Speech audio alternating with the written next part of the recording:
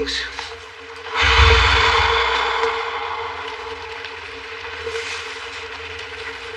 Yes. Yes, I am, as a matter of fact. Takes the pressure off the pancreas, you see. The pancreas is nothing. Of the digestive organs, the liver is the king. Look after the liver, and life will take care of itself. It is on, Mr. Poirot. Thank you, Miss Lemon. This is what you need, Hastings.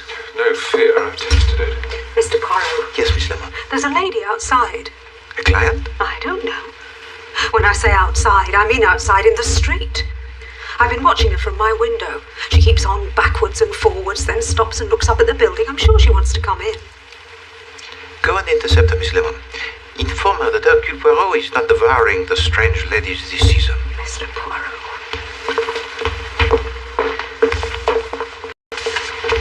To leave the pancreas alone, Hastings, is the best advice I can give you. And look to your diet. What did you eat last night, huh? Do not tell me. You went to that Indian restaurant you keep on telling me about, n'est-ce pas? The Orient has much to teach us, Poirot. You have been warned, Hastings. Do you know what is the most heavily taxed import in Belgium? Rice. The government of my country is determined to stamp it out. I was brought up on rice pudding. And how are you feeling, Hastings? Oh, Yes, Hastings. The cold country. the Indian philosopher Rabindranath Tagore specifically recommends rice as a cure for all known ills. She won't come in, Mr. Poirot. She denied wanting to see you at all at first. Then she said she'd meet you. Where?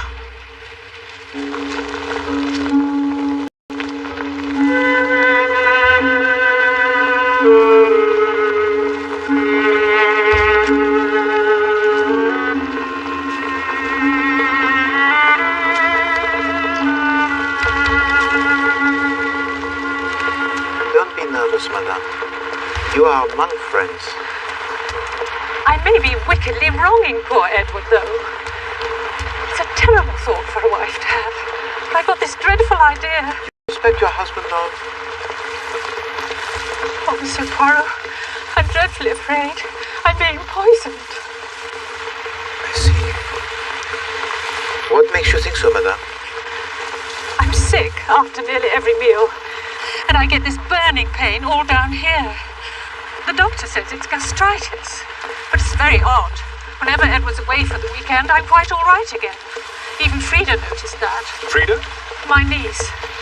And then there's that tin of weed killer. The gardener says he's never used it, but it's half empty. You and your husband reside where, madame? Polgarwith. It's in Cornwall. Do you have any children? No. But a niece, I think you said, yes? Yes, Frida Stanton. My husband's only sister's child. She's lived with us for the last 8 years. That is, until a week ago. And what happened a week ago? I don't know.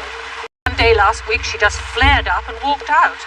She's taken rooms of her own in the town. Able to come to her senses, so Mr. Radnor says. Mr. Radnor? Oh, he's just a friend. A very pleasant young fellow. Anything, between him and your niece? Nothing. Absolutely nothing. Madame, we must be brutal. Do you know of any reason why your husband should wish you out of the way? Yes, I do. There's a yellow-haired hussy that works for him.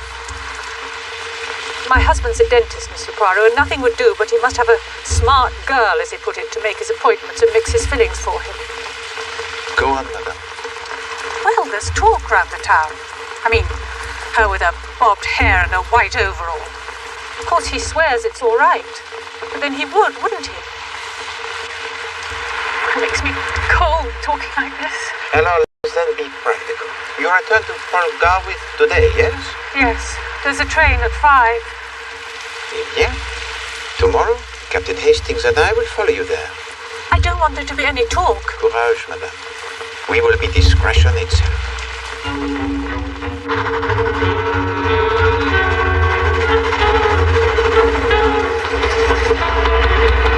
You see, he was one of the Wiltshire Hastings on his father's side. So it was Herbert who moved the family to Cornwall. Yes, Herbert was my father. Who was your mother then? Maud Hastings.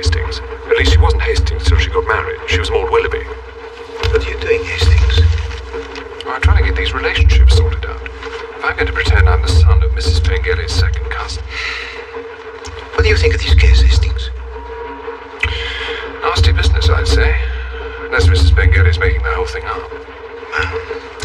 Madame Pengelly did not strike me as being the hysterical woman, Hastings. Now, if I mistake not, we have here a very poignant human drama.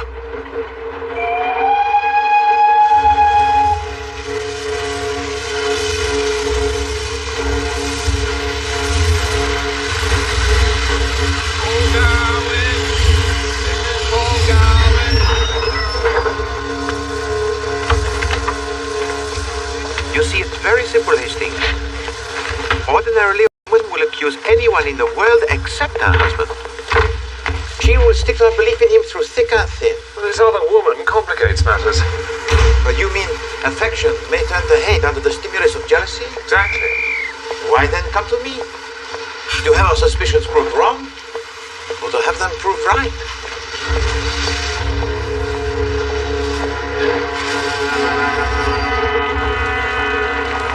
In a town like this, Hastings, woe betide any husband who buys a tin of wheat killer. Probably only one place to buy something like that. And then if his wife suffers from gastritis and is inclined to be imaginative, the fat is in her flames, I think.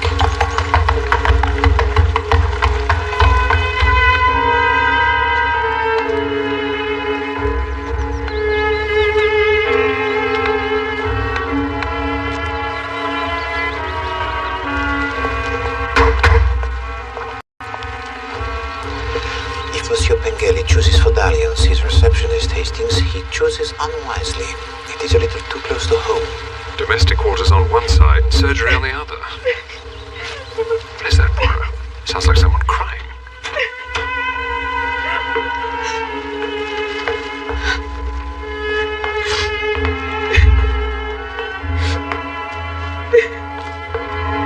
In here, Hastings.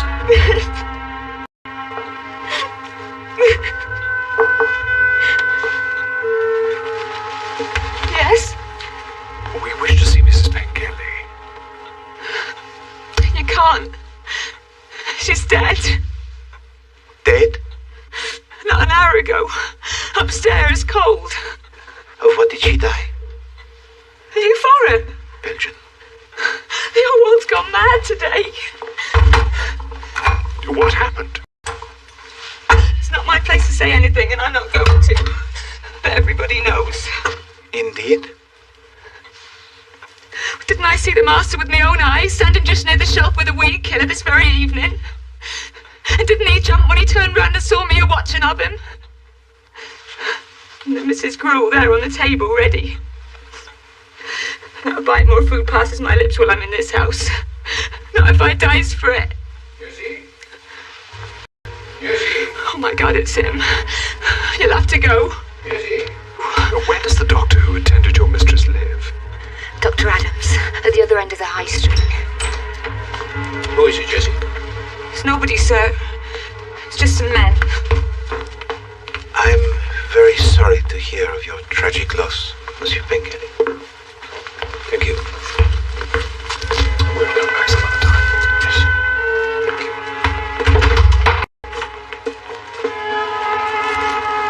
Thank you, mademoiselle.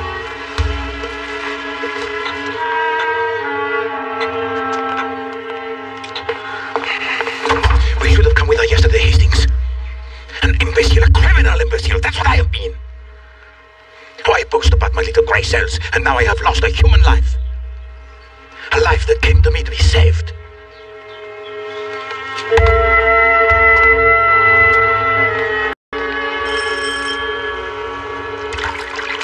Damned nonsense. Damned nonsense, every word of it. Was I or was I not in attendance in this case? Indeed. Did I or did I not say the first day I went to see Mrs. Pengelly, gastritis? Yes? Did I ever waver from that diagnosis? No, I did not. But it is undoubtedly... This town is a hotbed of gossip. A lot of scandal-mongering old women get together and invent God knows what. But the fact remains, They read these scurrilous rags of newspapers and nothing will suit them better but that someone from their town should be poisoned too. But Madame Pengelly... Why should anyone want to poison her? Dr. Adams, will you please listen to me? Why? I'm telling you. It was yesterday that Madame Pengelly came to London in order to consult me. She believed she was being poisoned. Never. Ah, Hastings, do you hear that? Now I am a liar, huh? Dr. Adams, please, allow me. Madame Pengelly believed the husband was the poisoner. Rubbish. I know Edward Pengelly. Wouldn't poison his grandmother's dog. But it is not the dog of Madame Pengelly's grandmother that is being poisoned.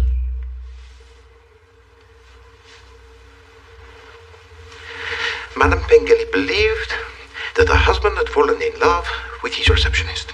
Fallen in love? Yes. Edward Pengelly isn't the sort of man to fall in love. We played golf together. Never been in love in his life. Damn fine dentist, too. I'll be blunt with you, Mr. Poirot. We in Porgarwith don't need you outsiders coming in spreading your tittle-tattle. All I am trying to tell you, Monsieur le Docteur, is what Madame Pengelly thought. Well, if she thought that, she must have gone mad. She should have come to see me. I'd have told her. And had all her fears ridiculed? Ridiculed? Certainly not. I've got an open mind, I hope.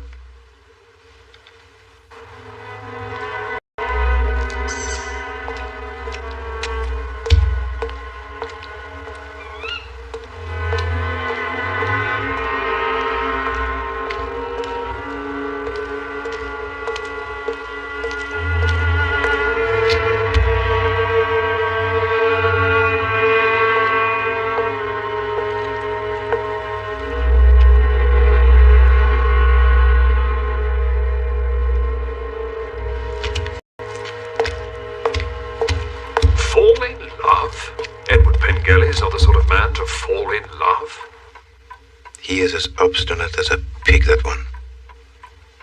He says it is gastritis, therefore it is gastritis. Did I waver from that diagnosis? Never. A doctor who lacks doubt is not a doctor. He's an executioner.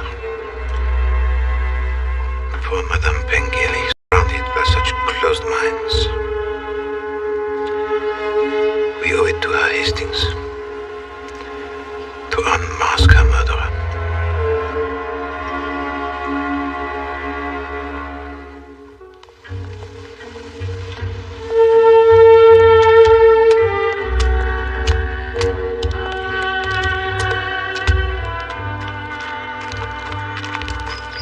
Well, let's meet the yellow-haired hussy, eh?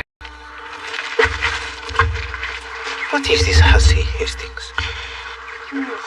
Means the sort of girl who's sort of no better than she ought to be, kind of thing.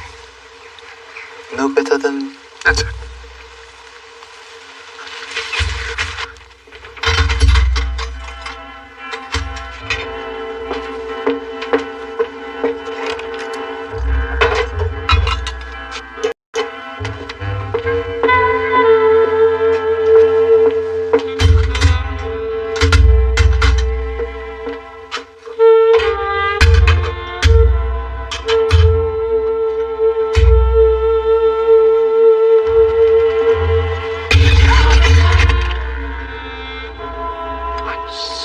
I'm sorry.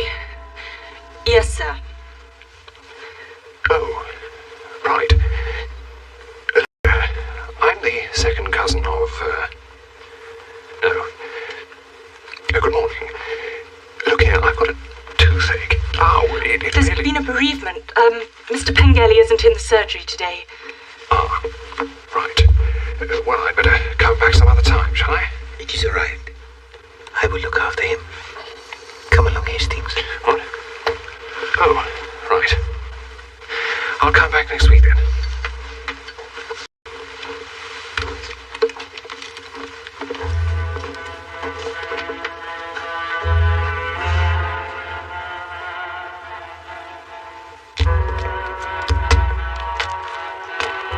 What a stunner, Poirot.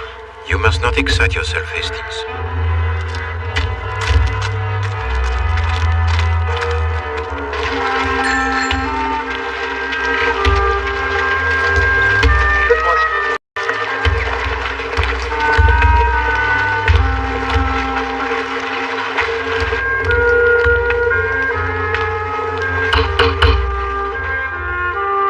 What do you think of our little town? It is charming, madam. I hope you find us interesting enough. Indeed I do. Miss Stanton, dear, gentlemen to see you. Who are you? Hercule Poirot. And you? Jacob Radnor. Oh, poor Auntie. Of course it was all nonsense, her thinking Uncle Edward was poisoning her. It's terribly sad. I've been wishing all morning I'd been kinder and more patient. These regrets are too common, mademoiselle. But one must move on. I know, but I've got a sharp temper. After all, it was only silliness on Auntie's part. You stood a great deal, Frida. What was the actual cause of your disagreement, mademoiselle? Look, I'll be running along. I'll see you this evening, eh? Goodbye, gentlemen.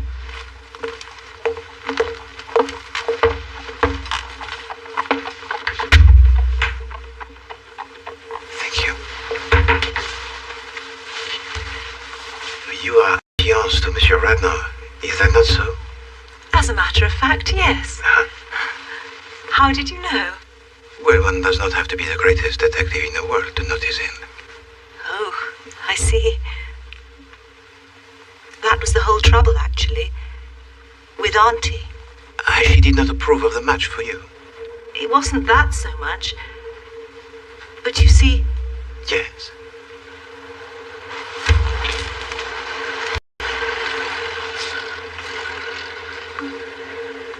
It seems rather a horrid thing to say about her now. Now she's dead. But you'll never understand unless I tell you. Well, Auntie was... She was absolutely infatuated with Jacob. Jacob? Jacob Radnor, you mean? Yes. Yes, I know. She was over 50, and he's not 30 yet. But there it was. She was silly about him. I can see it would have made things dash difficult. Well, I just had to tell her in the end. I had to say, it was me Jacob was after. She carried on most dreadfully. She wouldn't believe a word of it, and was so rude and insulting. Lost my temper, I'm afraid. I wish I hadn't. And so you left? Yes. So I should jolly well think. Why, thank you very much, Miss Stanton. You've been most helpful. I hope I've put your mind at rest, that's all. Indeed. Mind at rest, Hastings. Well, it all seemed quite, You know? Well, I'm surprised she had gastritis. Comment? But she's going to run around after chaps half her age. Mr. Poirot? Ah, hello there, Monsieur Radnor. I wonder if I might have a word with you. I can pretty well guess what Frida has been telling you. Indeed? It was all really unfortunate. At first I was quite pleased. I imagined the old woman was helping things along with Frida. And then it turned out, well, the whole thing was absurd and extremely unpleasant. This is my little place. Or is this your shop? It's not bad, is it? After you, gentlemen. Thank you.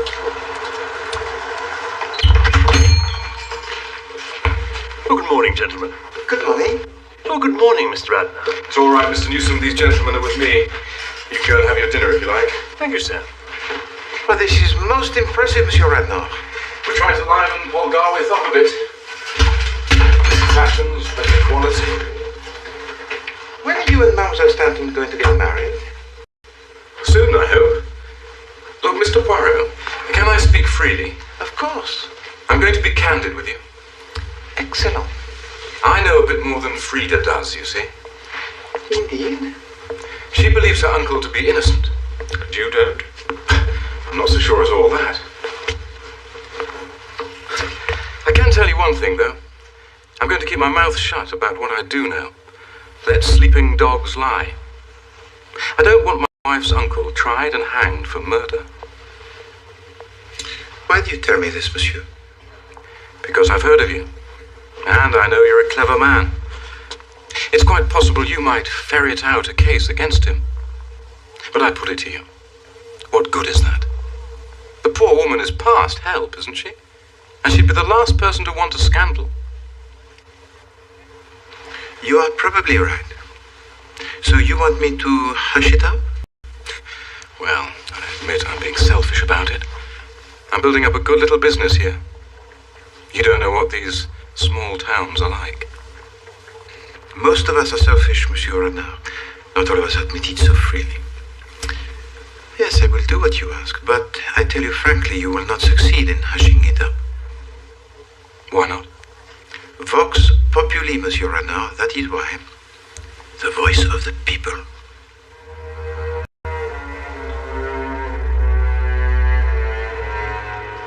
Earth to earth, ashes to ashes, dust to dust, in sure and certain hope of the resurrection to eternal life through our Lord Jesus Christ, who shall change our vile body, that it may be like unto his glorious body, according to the mighty working.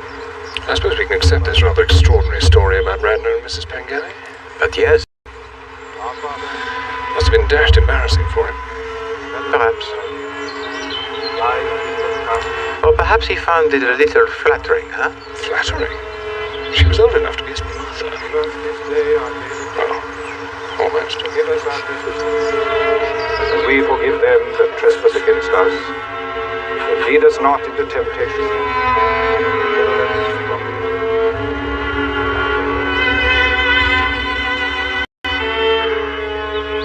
Madame Pengelly was an estimable and charming lady. Thank you, Mr. Poirot. If only I'd listened to her. I assumed it was some minor digestive disorder. Terrible business. Sandwich, Captain Hastings. Thank you. Terrible business. Gastritis. Gastritis, pure and simple. If you don't mind, Mr. Pengelly, I'd like to read the will. I have to get back to the office before midday. Yes, by all means. There are no secrets. It's quite straightforward, really. After the usual preamble, Mrs. Pengelly leaves £2,000 in trust for her niece, Miss Frida Stanton, until she's 40.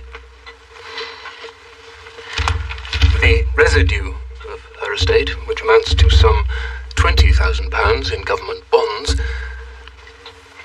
she leaves to her husband, Edward Pengelly. That's all.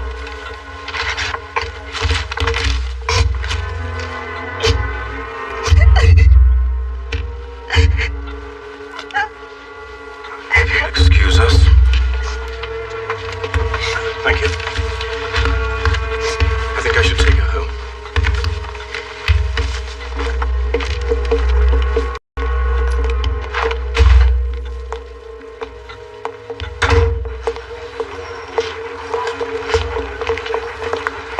It is all very interesting, is it not, Hastings? Interesting. Seems to be rather sordid and unpleasant. Hardly seems any mystery about it. I agree. There is no mystery whatever. Pengelly had 3 motives for murder. Money. He was in love with his assistant. Mrs. Pengelly was apparently in love with Radnor. Well, I must say I find that pretty hard to believe. You admire les femmes. You prostrate yourself before all who are good looking. Look how you are struck all over Paris by that yellow-haired Nazi. Quite untrue. But psychologically, you know nothing whatever about them. Oh, well, there you are. You see, that just shows. Women are always saying I understand them rather too well. Really, Hastings? I should like to hear them say so myself. No, mon ami. You listen to Poirot, and you shall learn.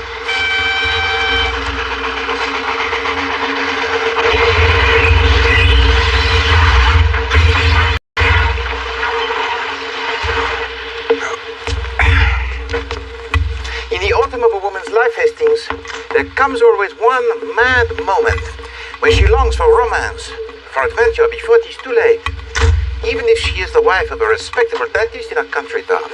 And you think That a clever man might take advantage of such a moment? I'd hardly call Pengelly so clever. He seems to have got the whole town talking. You know, Hastings, what I find curious is that the only 2 men who know anything about the case, they both want to hush it up. What, Radnor and the doctor, you mean? I don't see what that's got to do with it. Well, before your bank holiday holiday in August, Hastings, we shall see Monsieur Pengelly in the dock. Good thing, too. And it will be our job to save him from the gallows.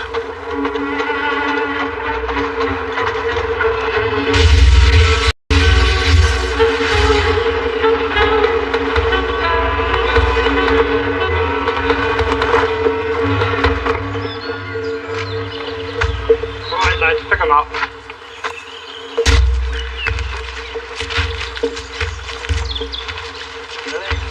One, two, three, heave. 1, 2, 3, heave. 1, 2, 3, heave. 1, 2, 3, heave.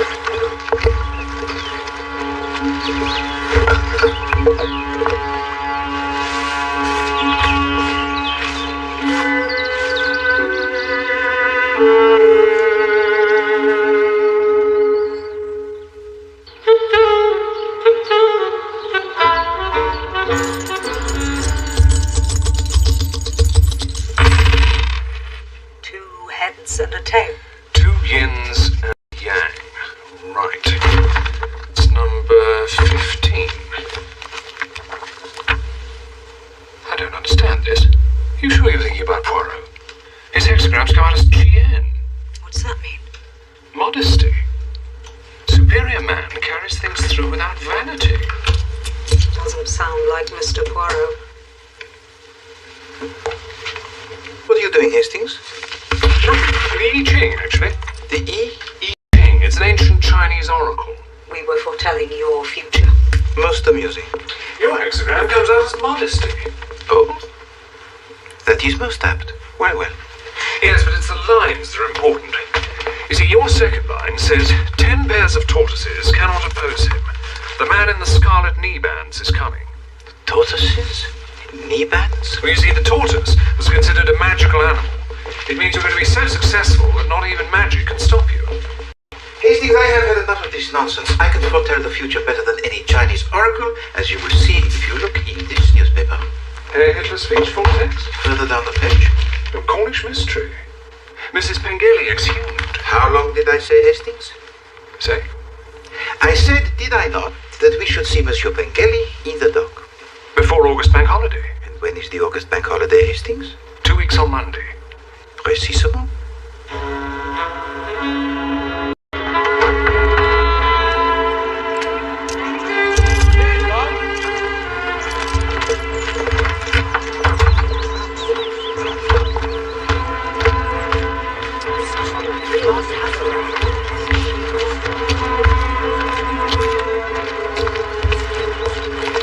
He's done nothing. Now. No, you're wrong. People tell lies. They tell terrible lies. He's innocent, I tell you! He's innocent!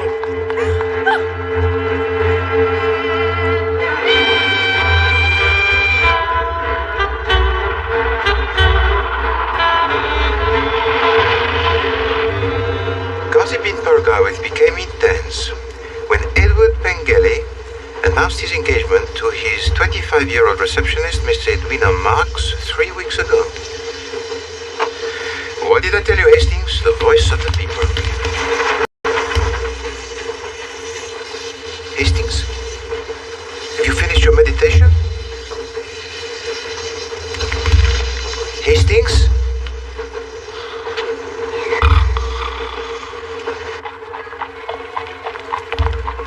And what was the reason for your visit? No particular reason. I often dropped in to see them. We were friends. Did you see Mrs. Pengelly on this occasion? No, she was in bed, I was told. She had her digestive trouble again. She had this digestive trouble quite regularly. Not regularly, no. But she'd been suffering for some time with it. You saw the accused? Yes.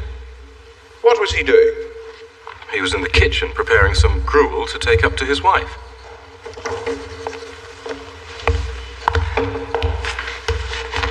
Now, what I want you to tell the court is exactly what met your eyes when you went through that door into the kitchen. Well, I saw Mr. Pengelly. He had his back to me. He was putting a tin up on a shelf. There was a tray with a bowl of gruel on it on the kitchen table. One moment, Mr. Radner. This tin that Mr. Pengelly was replacing. Can you tell us what was in it? No. Can you describe it to us? It was a bit bigger than a cocoa tin. It was yellow with black printing on it, or perhaps dark blue. Could we see Exhibit D, please?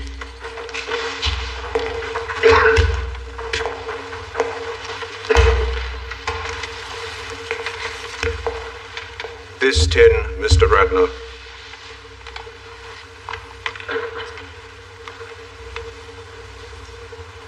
Yes.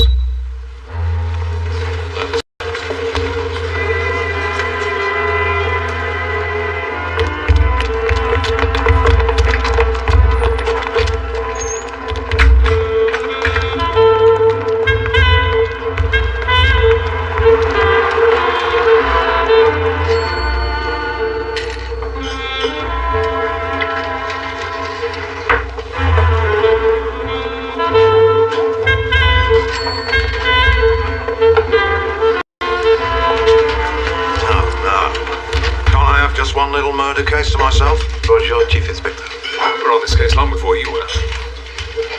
Good hand. I am glad. Madame Pengelly came to me because she thought she was being poisoned. She was right. Poirot said Pengelly would be in the dock before August Bank holiday. So what are you here for? To rescue him.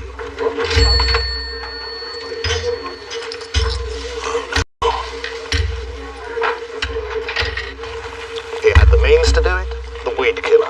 He had the opportunity to do it. He lived in the same house and prepared some of her meals. He had the motive to do it. The yellow-haired hussy who has to be no better than she ought, huh? And yet, Inspector, he did not do it. I can name 6 people who had the motive to kill Madame Pengelly. What about Mademoiselle Stanton, for instance? She inherits under her aunt's will.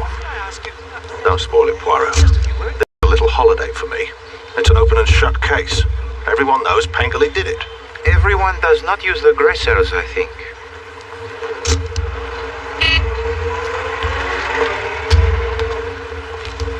Do you think I should talk to the niece again?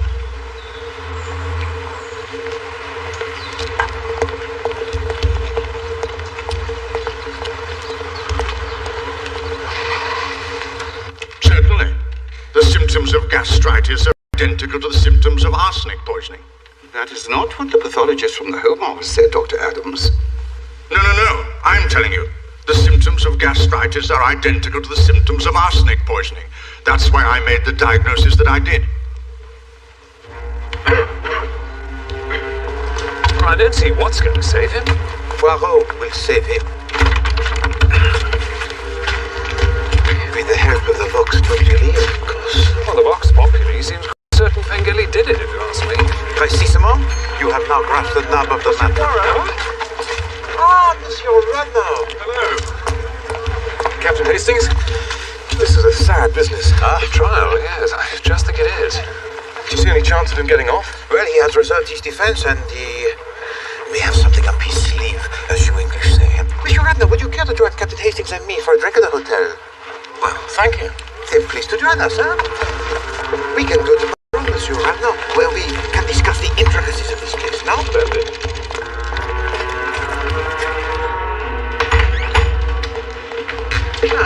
Please, sit down, Monsieur Radner. Thank you. Hastings, be so kind as to offer our friends something to drink. Sherry? Please. Business is good, Mr. Radner? Excellent, thank you, yes. I've taken over the shop next door to add to mine. Eh bien, it is Jacob, n'est-ce pas? I'm sorry? Jacob Radner? Yes. Jacob Radner?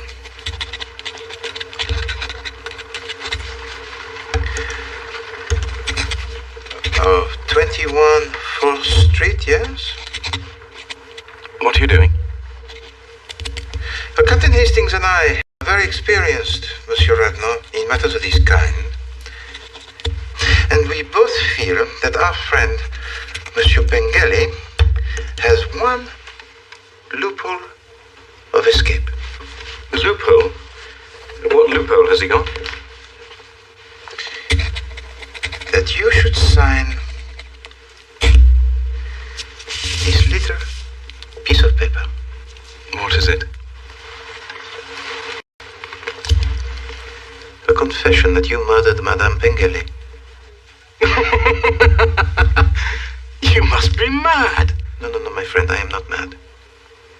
Madame Pengele was a lady very well-to-do.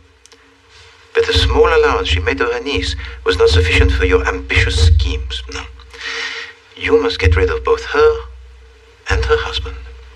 And then all the money would go to Mademoiselle Stanton, no? You yourself decide to murder Madame Pengele and let her husband hang for the crime. I'm not going to stay here listening to this.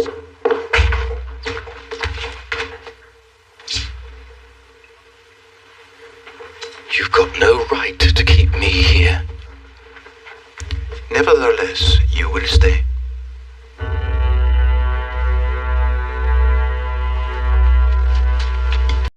You set about your task very cleverly, Monsieur Radnor. You made love to that plain, middle-aged woman. You implanted into her mind doubts about the fidelity of her husband. You introduced arsenic into her food, being very careful never to do so while her husband was away. You were in the house while her husband was preparing the gruel for his wife, and you introduced the fatal dose. The rest is easy. Very interesting. Very ingenious. But why do you tell me this? Because, Monsieur Radnor, I represent... No, not the law. I represent... Madame Pengele.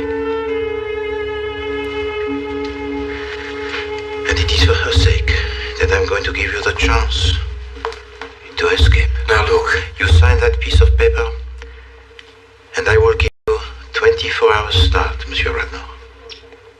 24 hours before I place this matter into the hands of the police. You can't get away, Radnor. Look out of that window.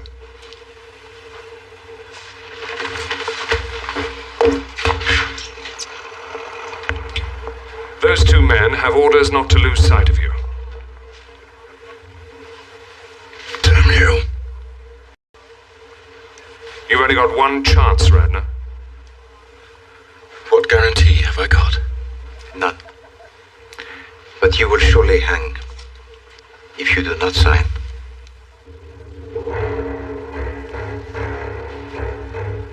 All right.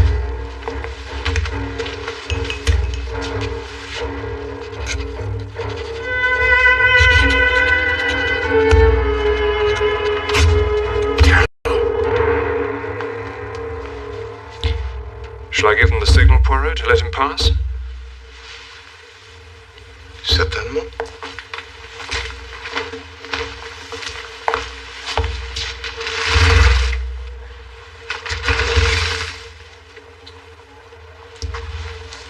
You have 24 hours, Monsieur Radnor. I'll get back at you, Poirot. One day.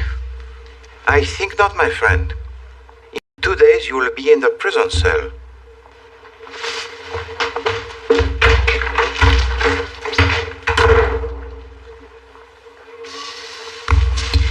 I'm not sure we should have let him go, you know, Poirot. You're letting a dangerous criminal escape out of sheer sentiment. No, Hastings. That was not sentiment. That was realism. We have no shadow of proof against him. The only chance was to frighten him into confession.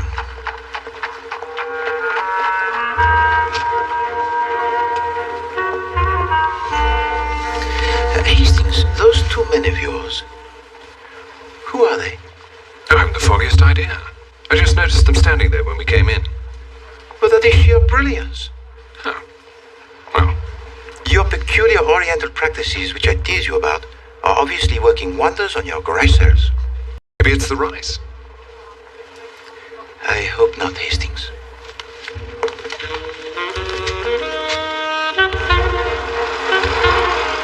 Where are we going? To place this into the hands proper authorities. But that's not for 24 hours. Hastings, did you really believe that I would let a cold-blooded murderer get off Scottish free? Oh, no. But Hastings, I do not understand you.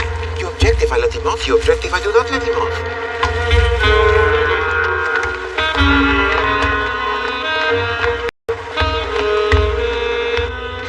That very day I see it, sir. I see his hand hovering over the Mrs. Gruel, sir. Whose hand? Well, his, sir. The master's, sir. And was there something in that hand, Miss Dawlish? Yes, sir. There was, sir. Weed killer, sir.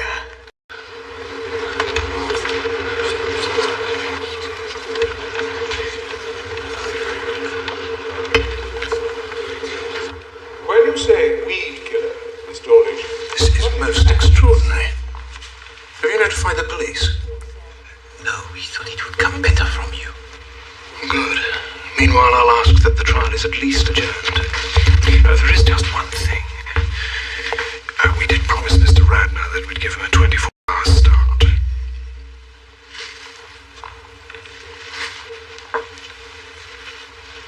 My lord, I put to the court that not only did Mr. Pengele have absolute but I do not.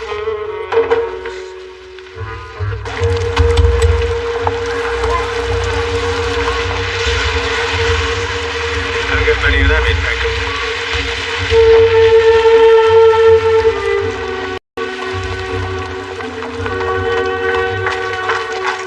If Edward Pengele had really murdered his wife Hastings, guilt would have made him sensitive to what people would say. If he announced his engagement to Mademoiselle Marx, no, Hastings, the guilty person would have waited and quietly slipped out of Cornwall forever before doing such a thing. Well, there's Jack. I don't know what you're going to tell him. Nothing at all, Hastings. I hate to be the bearer of bad news. He will learn soon enough that his open and shut case has the broken hinges. Poirot, come and try one of these. My dear Jack. Poirot, Hastings. Sure off Miss Lee's when I get back to London.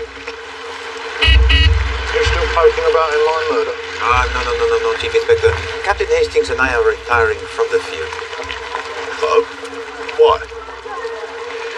Well, sometimes it is braver to admit defeat than to battle on hope of success against the superior forces. Oh, yes. So Pengele's going to swing in spite of all your efforts. If we are to catch the next train, we must tear ourselves away.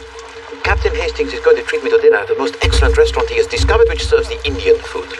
It is to this food that Captain Hastings attributes the improvement to his dressers. Indian? What, these hot curries and things? Yes. Rather you than me, Poirot. Au revoir, Inspector.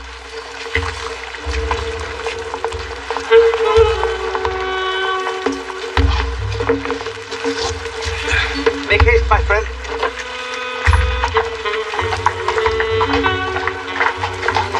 I do not wish to be visible when Inspector Japp discovers he has to chase after Monsieur Radner. Too late. Sir, the inspector says, can you come, please, sir? The trial's been adjourned. Adjourned? Oh, Mr. Radner's confessed, sir. Confessed? To the murder. He confessed to that French gent. In writing. Poirot!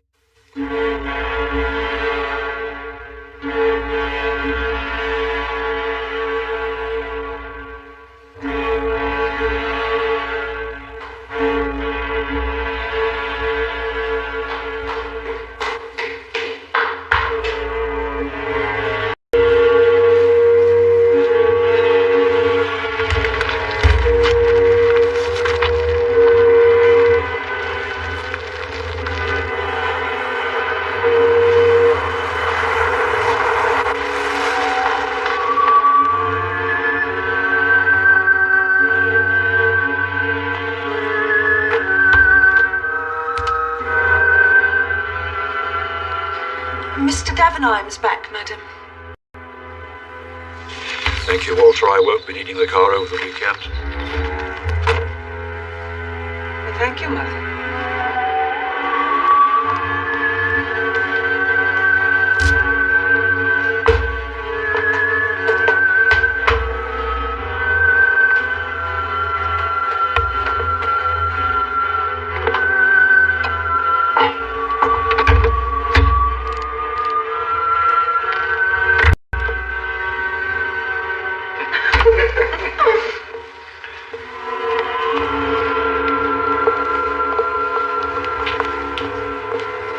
Tired. Darling, servants. How was your meeting this morning? Well, so-so. They must refer back to Wall Street, so it'll be a few days yet. Oh, by the way, Lowen rang. He said he would be catching the earlier train, after all. Oh.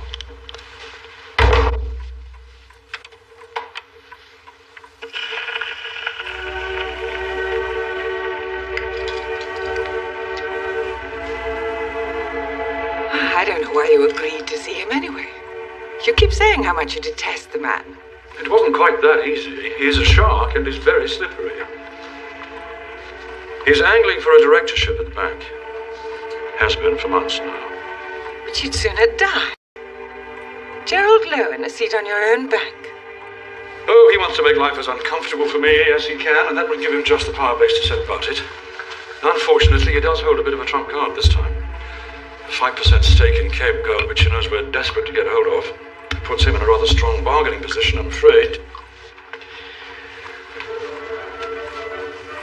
All right. Yes, I'm fine. Well, if he's on the 4:45, he'll be here pretty shortly. I really ought to go through one or two of these papers before he gets here. I'm sorry about all this.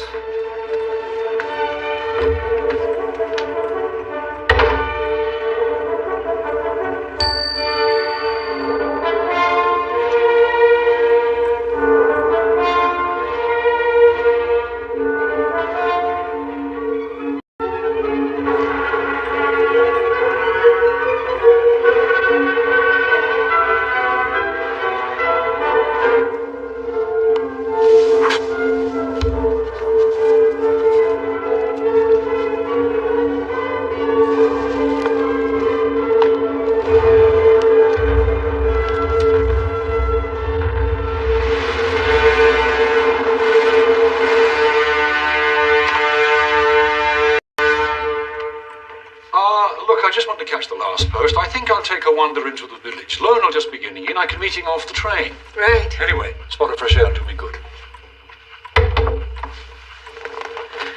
Matthew.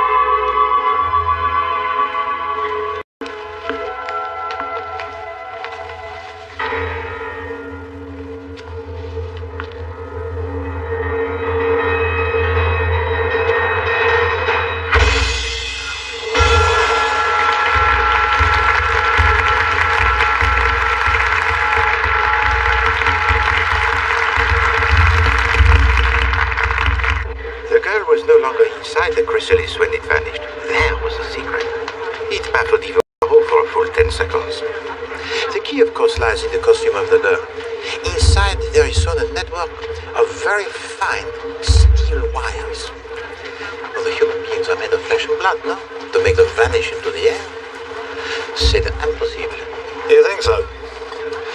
I take it you haven't heard, then, about the strange business of Mr. Matthew Davenheim.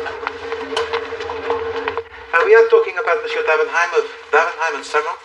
Ah, the big banking firm. Of which Matthew Davenheim was the senior partner. And a very wealthy man, too, if his house is anything to go by. Incidentally, my dear Chief Inspector, you will have a little something to warm you before you leave. Well, seeing as I'm not on duty. Yes, it's a rare old puzzle, all told. Friday afternoon, he told his wife he was off to the village to post some letters. Walks out the front gate, hasn't been seen or heard of since.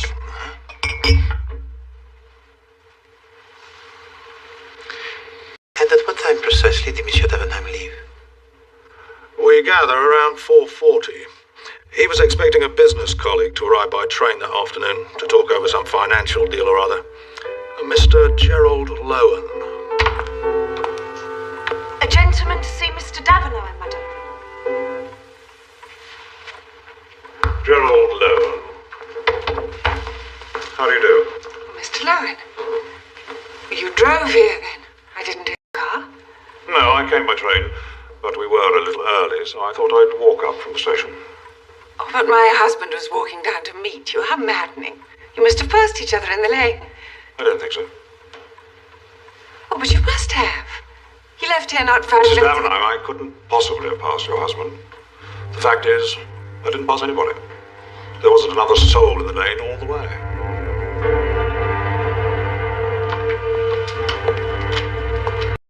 Please make yourself comfortable in here.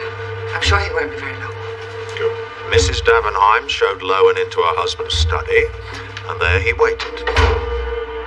And waited. And waited. Well, over an hour goes by. Still, Davenheim doesn't return.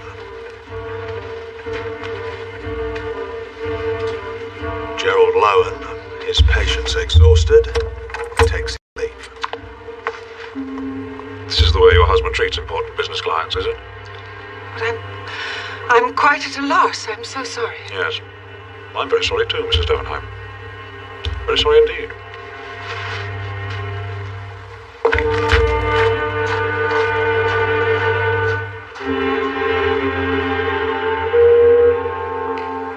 Inquiries are made throughout the village. Police are out Nothing. searching the grounds. They've searched everywhere. They find nothing.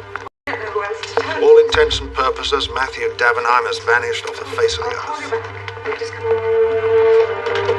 Good evening, Mum. It seems everyone saw Lowen. Nobody saw Davenheim. Lowen? Why does that name ring a bell? Certainement. It is most obscure, my dear Chief Inspector, which gives me the great hopes of solving it. I'm afraid I can't see it myself. But I do not see, mon ami.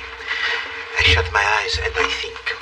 One must always seek the truth from within. If you've told me that once, you've told me 1,000 times. All right then, Poirot. Here's a challenge for you. A fiver of my money that says you can't solve this little mystery without leaving the house. We'll give you 7 days.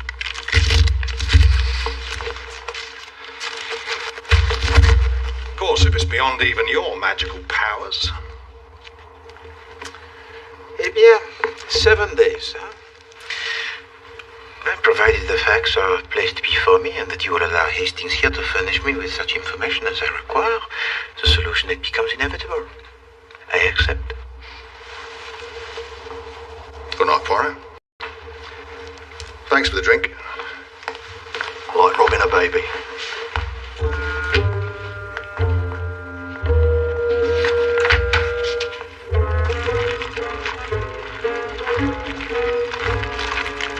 That's the way to walk to the village, sir. About 5 minutes on foot.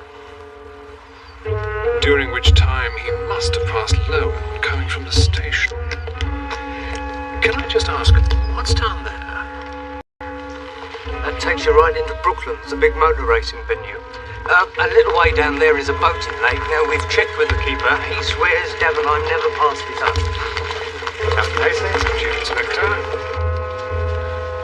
Beg your pardon, sir? What colour were they, if you can remember?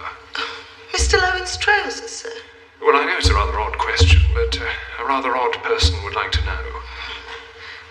Kind of a light colour, I suppose you'd say. Light grey. Very smartly turned out it was, apart from that stupid moustache. It goes back a long way, this rivalry between them.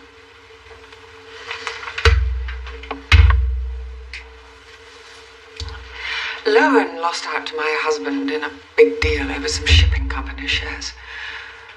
Poor man was nearly wiped out. That was a few years ago now. He's never stopped hounding Matthew ever since. I believe he came here to barter some South African stock or something in exchange for a position on the bank. Did a lot of business in South Africa, did he, your husband? He was over in Johannesburg all last winter. Must have been 3 months. He brought me back the most wonderful diamond earrings. He always brought me back jewellery of one kind or another, whenever he went away.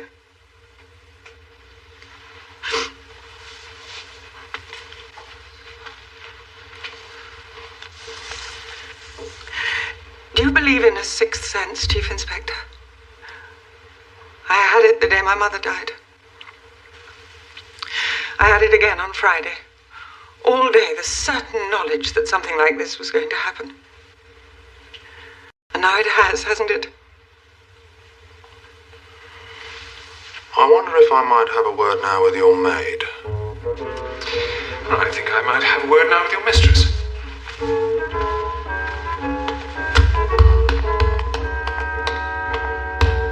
Chief Inspector. Captain Hastings.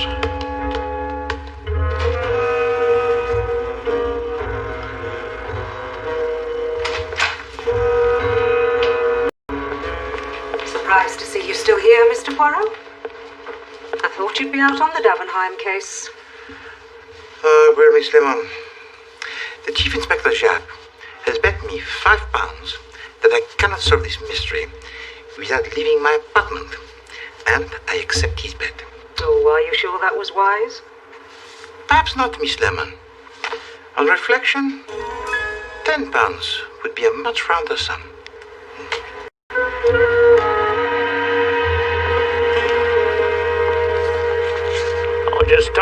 I know to that police inspector. I ain't got time to tell that all again.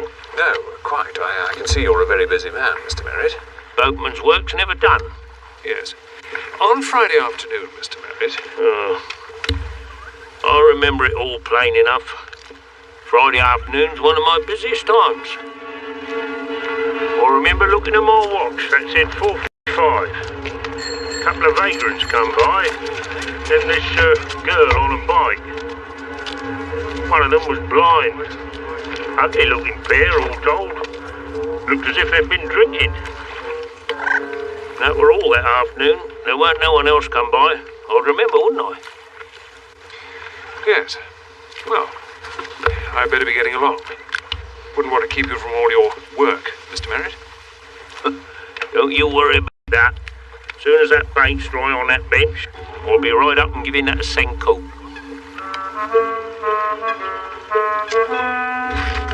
Ah, light grey, you say, Hastings. That may be significant.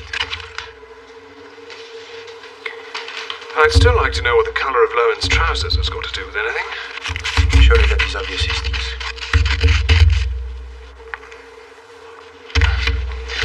Monsieur Lowen says that he did not pass Monsieur Davenheim in the lane, right? Now, is he lying, Hastings? Or did he in fact kill Monsieur Davenheim? A messy scuffle in a country road, the disposal of a body in a muddy field, and still he manages to turn up at the house minutes later, so immaculately dressed. Ah. Seemed rather trivial. No, Hastings. Nothing is trivial in the matter of murder. I commend also for your attention the fact that before he leaves the room, Monsieur Davenheim puts onto the gramophone a record of the 1812 overture. Well, that was highly significant too, was it? Well, we may as yet be on the wrong track, but at least it is suggestive. Track? That was it. Gerald Lowen. Comment? Gerald Lowen. Races a couple of Bugattis. Just beginning to make a name for himself on the circuits. I bet it's the same chap. Ah, the racing of the cars, eh? Round and around in the circles. Never will I understand the passion for such a pointless pastime. You've got to experience it, Poirot. The sheer exhilaration, flying round by the seat of your pants. Yes, well, Hastings, perhaps you should try cleaning them first.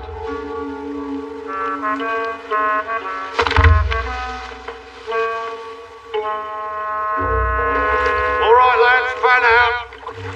Keep your eyes open.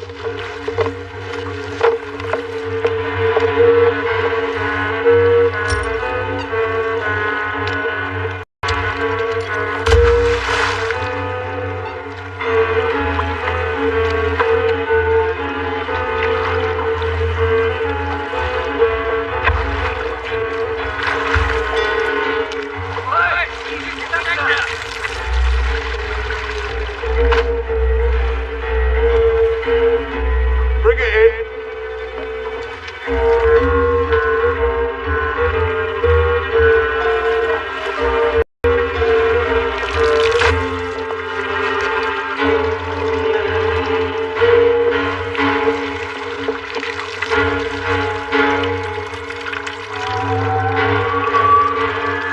Oh my God!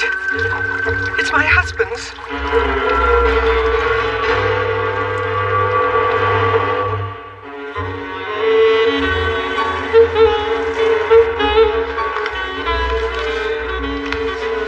As well admit it, Mr. Poirot, you can't stand being cooped up here on your own, away from all the action.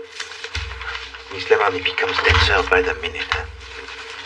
If his body had been discovered in the lake, eh bien, a simple murder problem or an intriguing suicide. But his clothes and no Monsieur Davenheim. Eh? We are dealing here, Miss Lemon, with a body of evidence requiring the most skillful dissection. Well, in that case, why don't you call off this stupid bet and get out there ferreting for yourself? Get out there ferreting, Miss Lemon. We are not hunting the jackrabbits. This is a delicate exercise in the skill of... Miss Lemon, the door, if you please. Mr. Poirot.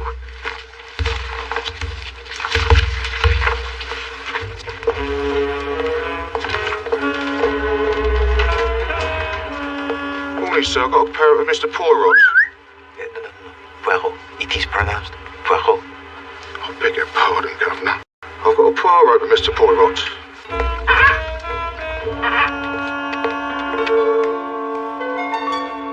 I heard nothing from the Commander Wallace. He promised me faithfully he was going to clear it with you first. It's just that he had to dash away to Scotland for a few days and there's no one else could look after him. Anyway, be a bit of extra company for you as you're stuck inside the office for a week. You do like birds, don't you, Mr. Poirot? Miss Lemon, small animals have no part to play in the home life of a private detective from Belgium. Hello? Except, of course, as a source of nourishment.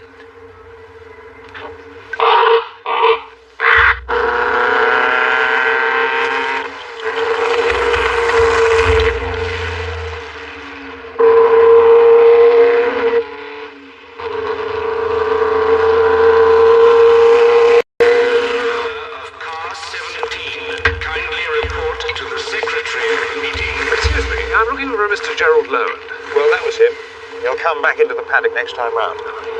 You're interested in the car? I'll say, never seen a Bugatti fly like that before. Best time we've ever done. Really? Yes, we can meet him by the shed. So you altered the fuel system? Oh yeah, we took out the dual belt drive 224 as well. Oh, mind your back, sir.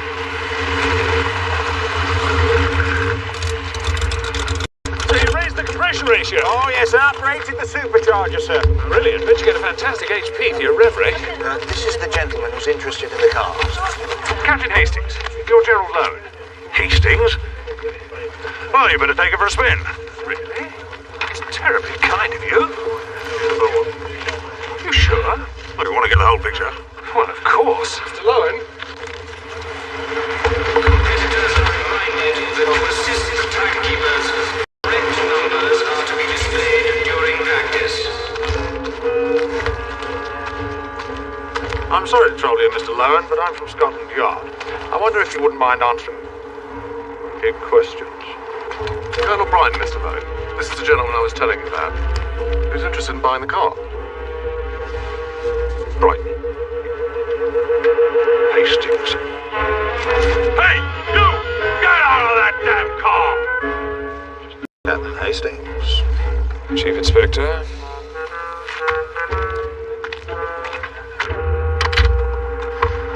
I think the police have had quite enough of my time, Chief Inspector. Just one moment, please, Mr. Lowen. How many more times do you want me to tell you? I didn't pass Davenheim in that lane.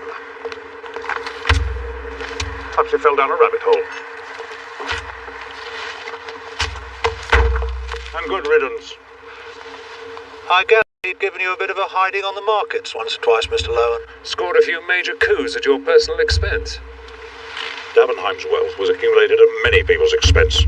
I don't imagine I'm the only financier in the city who bore him a grudge. Well, you know what it's like. Oh? What is it like, Mr. Lowen? Dog eat dog in the city? High-powered money men going for each other's throats? Look, if you're suggesting that I killed Davenheim and then tossed his damn clothes away into that lake... Clothes in the lake, Mr. Lowen? I don't think we've officially announced that yet. Must have heard it on the exchange. Good God, you don't think you can keep a thing like that secret, surely? Thank you, Miss Lowen. Good day.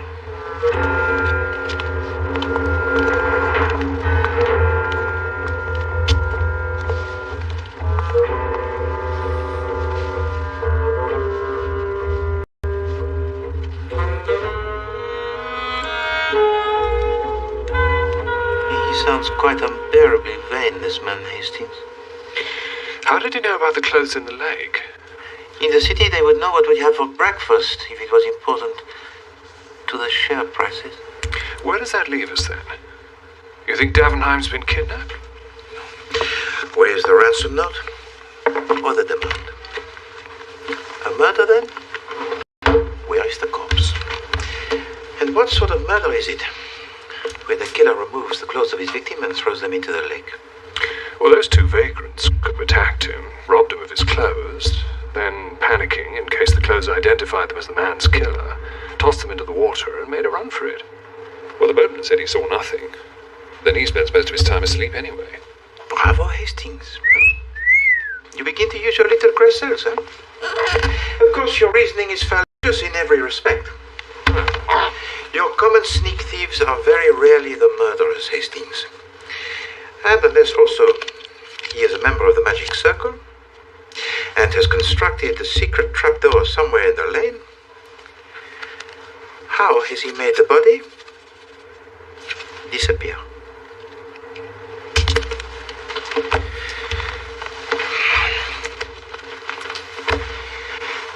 And please, do not fraternize with that creature. I am still training him. It's only a parrot. I was talking to the parrot.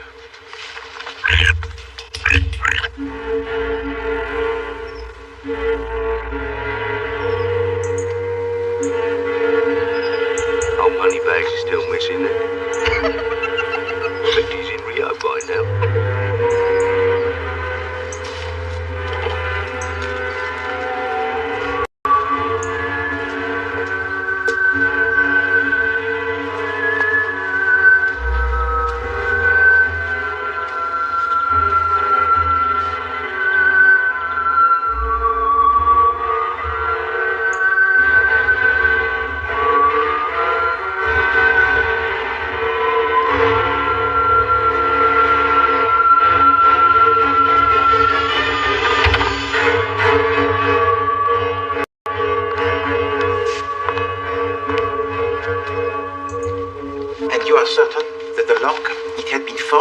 Nobody knows when.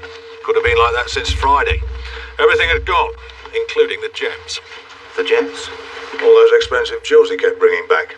Cleaned out the lot. Ah, things are now moving in a very definite direction. You cannot fail to see the thread. All the same, there are still certain litmus tests to be carried out before we can be absolutely sure. Where are you going? Oui. Unless, of course, you've changed your mind. Certainly not. A wager is a wager. Hastings, you are not busy this afternoon? Well, I want you to help me in a little experiment.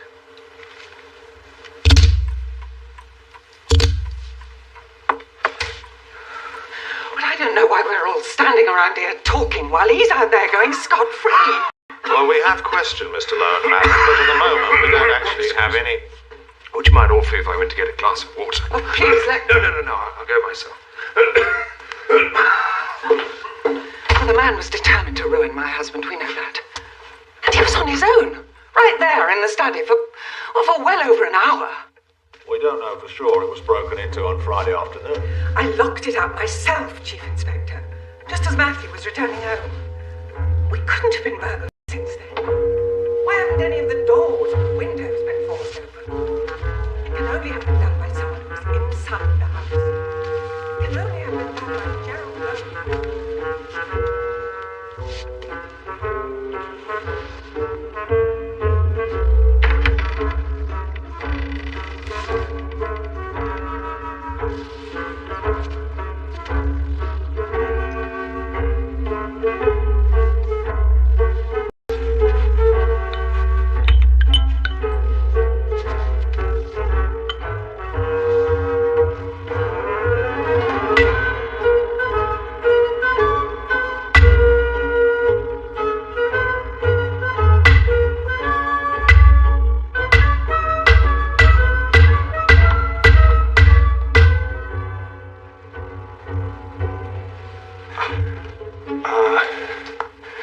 Just conducting a little experiment that it's a wonder Jab didn't lock me up for breaking and entering. But Hastings, you performed magnificently. Well, I don't see what it proves. Except you need a strong hand to get that thing open. That isn't exactly a weakling. Our old friend Monsieur Lowe, huh? He has suffered so badly at the hands of Monsieur Davenheim that he vows to exact his revenge on the demon banker. So first he kills his adversary, and then he turns up at the house in order to ransack the safe and make off with the family jewels, huh? Oh, it's the only explanation that fits. Like the round hole into the square peg. The opening of the safe door, Hastings. How did he force open such a lock without being overheard? As you yourself so expertly demonstrated, it is quite possible. Well, you've only got 3 days to go. This is quite tasty. recipe of my own, Hastings. Nut husks, birdseed, and the ground cuttlefish. What do you think, then? Is Davenheim dead, or what? I think, Hastings, that there is much more to the disappearance of Monsieur Davenheim than at first appears. But you tell me, mon ami, you are my eyes and ears. What is our next move?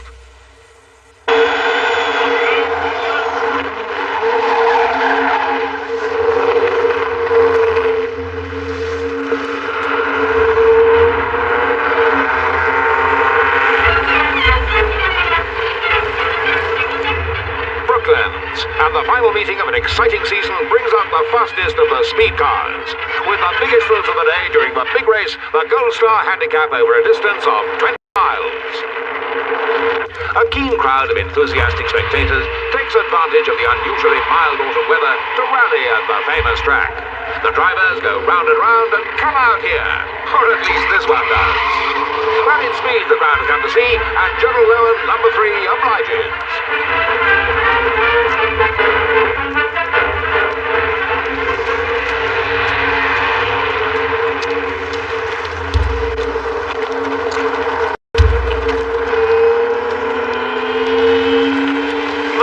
God, he took that one a bit fine. Lowen, cut up Beer's Bugatti there on the inside like nobody's business. Man's certainly got a ruthless streak in him, and no mistake. How ruthless remains to be seen. We've had him under close surveillance for 4 days now, hoping he might point us towards a body. All he's pointed us towards so far are cartels and carburettors. Blimey! Old Shuttleworth's got some juice in that Alfa Romeo. Must be averaging 1/4 of a yeast. Sorry, Jack? Just thinking aloud.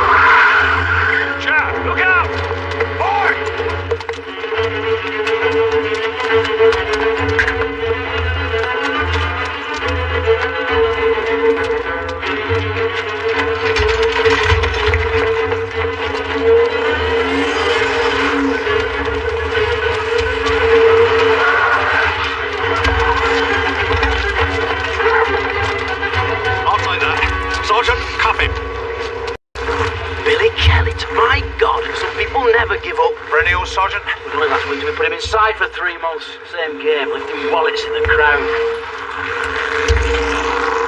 Looks like mine was the first of the day. Hello. Well now. How very interesting. What is it?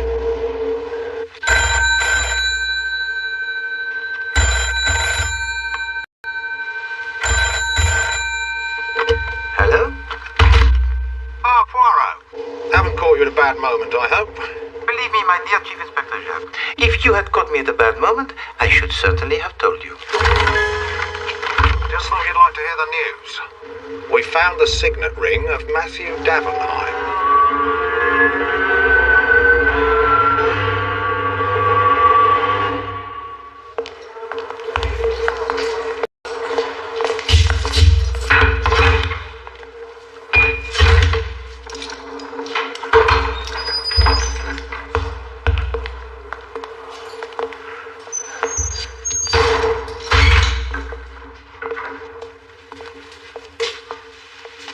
What's the matter then, Kellett? 3 months inside last time not enough for you? Get homesick for prison, did we? See the charming house guests we get in here? They never learn of course this type. Must have an appetite for prison food. I'll ask you once more, Kellett. Where did you get this ring? The wrong answer, and your next port of call could be the gallows, laddie. Well, I was with me mate, Frankie, when I came out, you know. And I was going down the race, down Brooklands. Hey, you want to be careful on that bike, miss? I come back on me own about 7 o'clock. I did a little bit of a drink, you know. So I sits down by the side of the road for a little rest. And I was just about dozing off when I heard this sound of something dropping into the leaves by the side.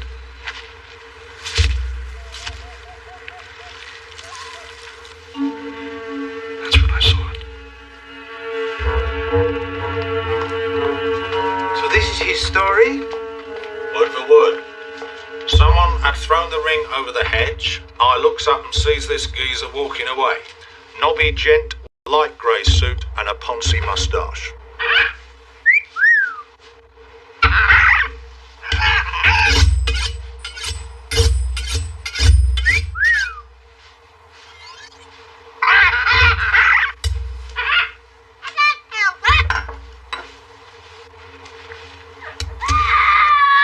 So tell me, my dear Chief Inspector, do you not find it the most remarkable coincidence that the man who stole your wallet should also turn out to be the most important witness in the case of Monsieur Davenheim?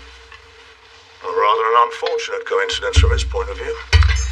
Yes, but sometimes the most simple coincidence is not all that she appears. You do follow my train of reasoning? No. Good. And since there is at stake £5, you would not wish me to elaborate further. And of course he denies all knowledge.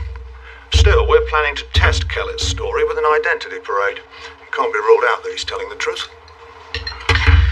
No, but I find it improbable that having removed the ring from off the finger of his victim, Monsieur Lowen should suddenly decide to toss it away into the ditch.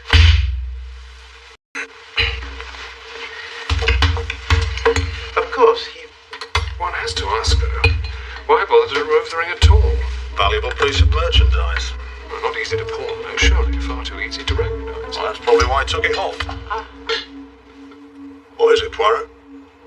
Don't tell me you've sorted it all out. Perhaps. But first, I will need the answer to two questions. What was in the bathroom cabinet of Monsieur Davenheim on the day that he disappeared? And did he and his wife sleep together? Or in the separate bedchambers?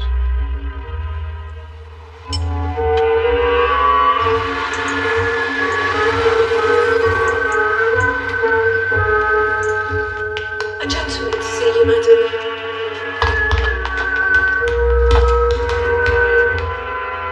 I'm most dreadfully sorry to trouble you again, Mrs. Davenheim.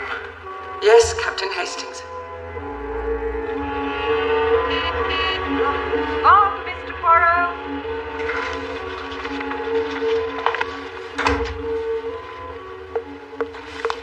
That's a devil of a day out there.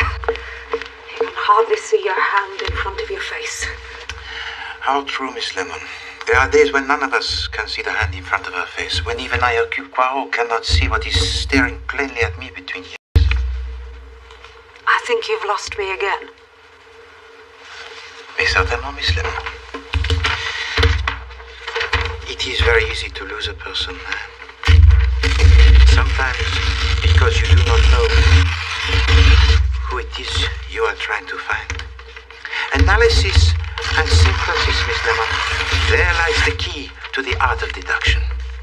To strip apart the evidence, detail by detail, to its barest essentials, until miraculously all the pieces, they just fall into place, and we have the complete picture of everything that happened.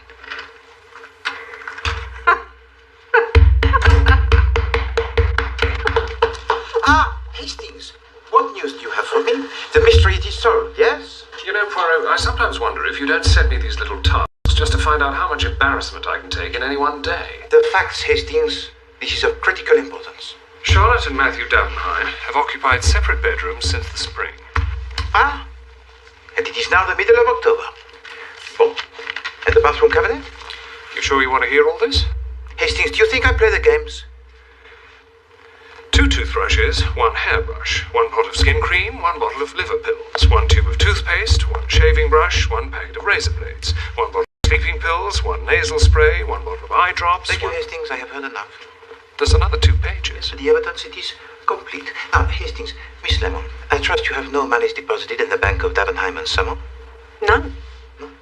No, nor me. Why? Because I should advise you to withdraw it all, mon ami, before it is too late. You think there's trouble looming? I expect a big crash within the next few days, Miss Lemon, perhaps sooner. So, if you please, a note to the Chief Inspector Sharp. Advise you to withdraw any monies deposited with the firm in question. Still, he will not comprehend. I'm not sure I comprehend. Hastings, as I told you at the start, once all the facts were placed before me, the solution, it becomes inevitable. All right. How did you know? Or are you going to tell me it was all done with mirrors? You will permit me, my dear Chief Inspector, 1 moment longer of the suspense. I have, as I promised, solved this mystery without leaving my apartment. Well, so you say, but I'm still pretty much in the dark. Very well. I will simply draw your attention to 3 details, which taken together are really quite conclusive. 1. What is significant about the period of time that Monsieur Davenheim spent during the winter in Johannesburg? 2. Why had he and his wife not been sleeping together in the same bedchamber from that moment on? And 3. What was in the bathroom cabinet belonging to Monsieur Davenheim which should never have been there? I give up. I give up. Chief Inspector, this afternoon you are staging the identity parade for the scoundrel Gelleth to point out Monsieur Lowen. I think you will find the results really, yes, quite surprising. You will not object if I leave the confines of my apartment to witness the conclusion of our wager. All right, Sergeant.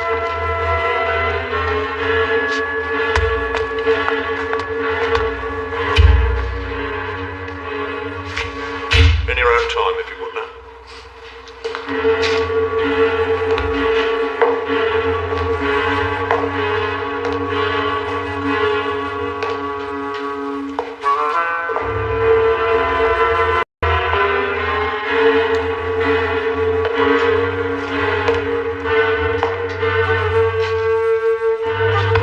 This is him. He threw the ring into the ditch. You filthy little liar! You killed Davenheim! I know you're gonna swear you grubby, filthy little chick! Take it away!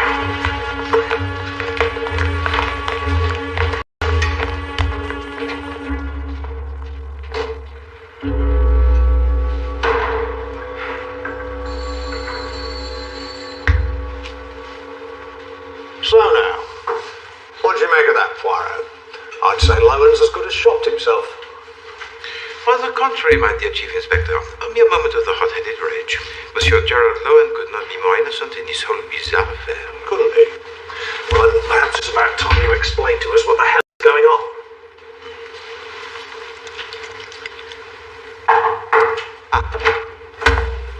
This is Charles Davenheim, sir. Monsieur Poirot. Madame. I came as soon as I could. Oh, what is it? If you found anything out, then for God's sake, please. Oh. Stop him! All right then, Callan, so what's all this about? Or perhaps I should ask you that question. Mais certainement, my dear Chief Inspector. I think that this charade has gone on quite long enough. Has it not? Gentlemen, may I present to you the missing merchant banker, Matthew Davenheim. Damn you. You Belgian. Take him to the steps.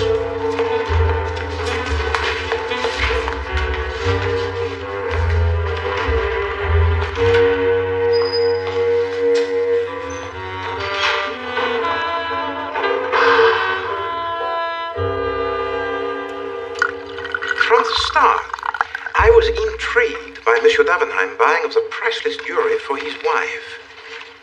For years, you see, he had been embezzling vast sums of money from his own bank, draining it to death, as we have seen, and converting the spoils into the gems which he stores in the safe. So he'd always planned to abscond with them, right from the very start. Having first very cleverly prearranged with his hated arch-rival in the city, Monsieur Gerald Lowen, to be at his house on that day, so that he would become the chief suspect in this unfortunate affair. So Davenheim already forced his own safe open before he left the house that day, using the good Monsieur Tchaikovsky as his accomplice.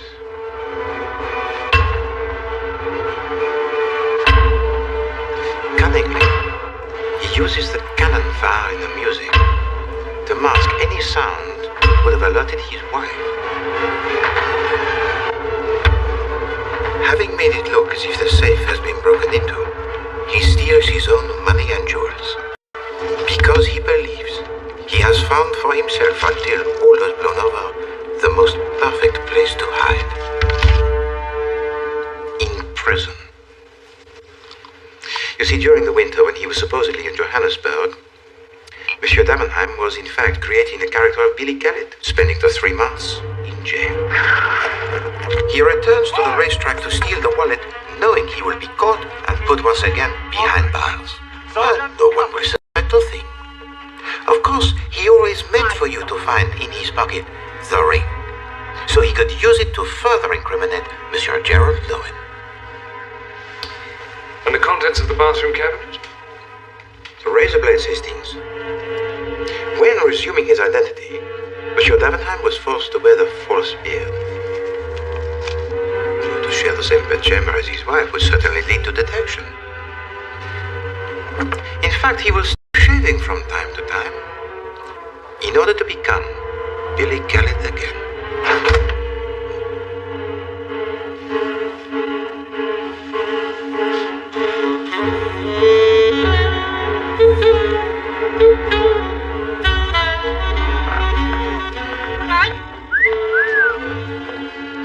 just so no one can say I'm not a man to honour my word. Ah, mon pauvre chap, hein? It's like roping a baby. However, it is small remuneration for the 7 days enforced confinement to my own home, having to listen to the non-stop lamented squawks and the screechings. Mais, mesdames et messieurs, I want you to observe something very closely.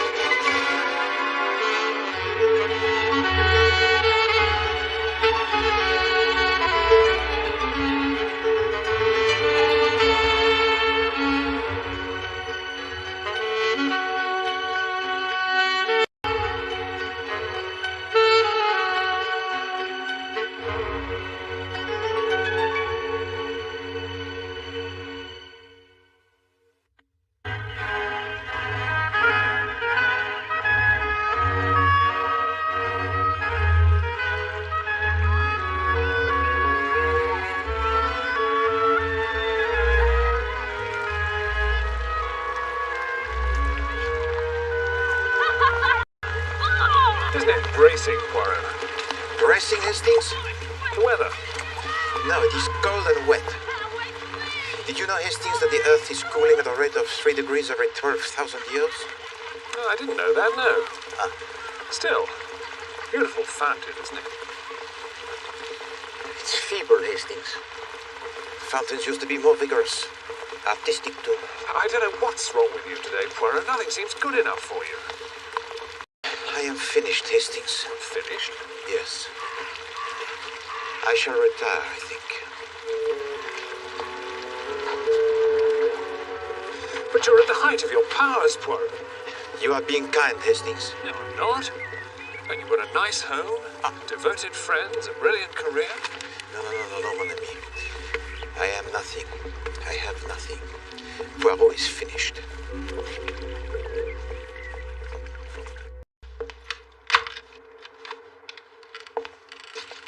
Penny for the guy, miss.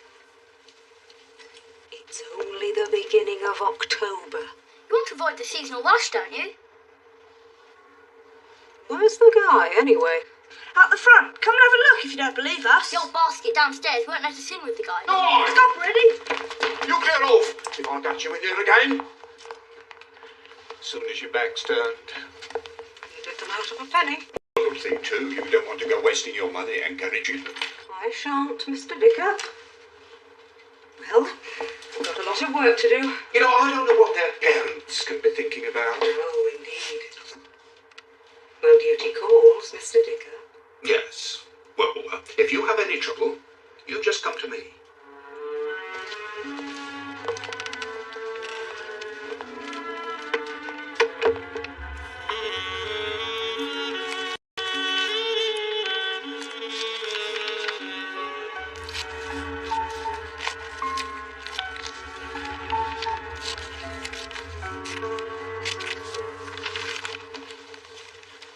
I'm worried about Poirot, Miss Lemon. He's talking about retirement. That's because he hasn't had an interesting case for 5 minutes. I must have had my keys to let myself in. Is that all it is? That and the fact someone said he was middle-aged. Trouble is, Mr. Dicker kept talking. Well, he's always been middle-aged. Have you seen that photograph of him at his christening? I know. He looks as though he's about to address a board meeting. Who looks as if he is about to address a board meeting? Oh, this fellow I know. Funny chap. Well, funny, quite serious, really. Company director. Hastings? As a matter of fact... Hastings. Right. I am going to take you to the seaside, Hastings. Your little grey cells are exhausted. You are in need of the complete overhaul. Miss Lemon, my tisane, if you please.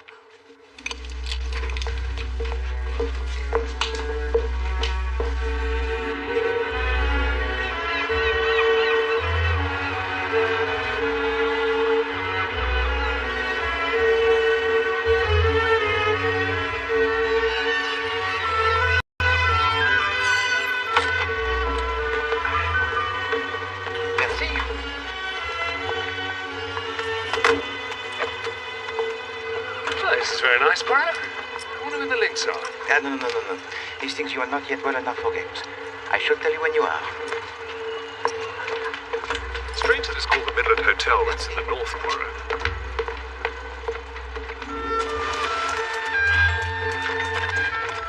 We got the place for help. Philip, I've got some more shells. I do hope you're feeling better, Hastings. Well, we've only been here half an hour. Yes, but the air here is right now. Look at the horses. Coats of the highest class. It reminds me of a horse I backed in the Cheltenham Gold Cup. It started at 5 to 1, came in at 2:15. Oh, that is not very good, surely. No, it's a joke, Poirot. Good, Hastings. You see, already you begin to make the jokes. Sometime you must explain to me this joke. Yes. I say, look at that.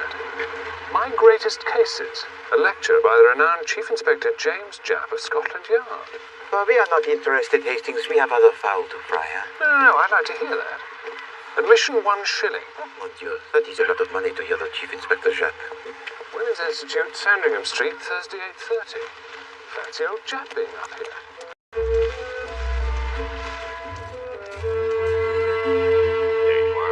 That's very reasonable. Windermere for 1 and 6? Reasonable if one wants to go to Windermere. Take it to Windermere, please. Pretty there. Why don't we give it a go?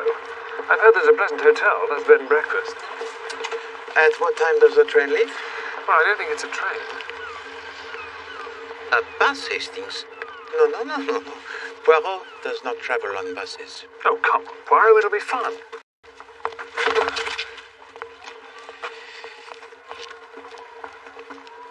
I say, what a rude fellow. He rather interested me. Well, if sheer bad manners interest you. He interested me because he was growing a moustache, and as yet the result is poor. You do notice the most extraordinary things, Poirot. But the growing of the moustache is an art, Hastings. I have sympathy with all who attempt it.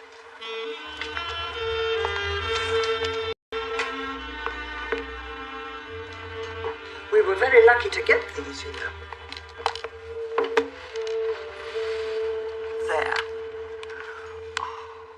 12 miniatures of Napoleon's Marshals by Jean-Baptiste Jacques Augustin. They're beautiful.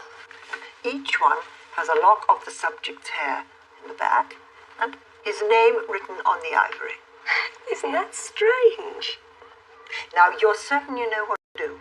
Of course I am. It'll be all right. The box will be locked to my suitcase all the way. Nobody will even see it. Till the appropriate time, of course. Of course. You don't need to worry. I know, my dear. But this is your first big commission. That server tea service was quite big. There was a lot of it. I was quite worried that you wouldn't be able to carry it all. And I have to be so careful these days. Well, I'm all packed. Shall I put the box in my suitcase? Oh, no. No, leave it here till the morning. What time does your coach leave? 9:30. Don't worry.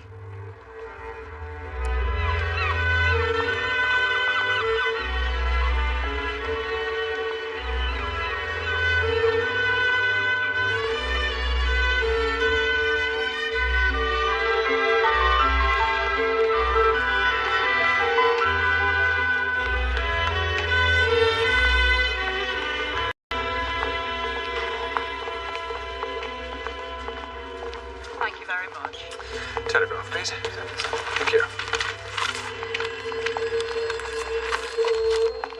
Reception. Jab. Oh, hello, Captain Hastings. This is a pleasant surprise. I see you're giving a lecture here tomorrow. Tonight, too, in Fleetwood. Friday, Barrow in Furness. For the Benevolent Fund, you know? Good morning, Hastings. Well. Prepared for the northern climate, eh, Poirot? Good morning, Chief Inspector. Hastings, the coach leaves in 5 minutes. What's got into it?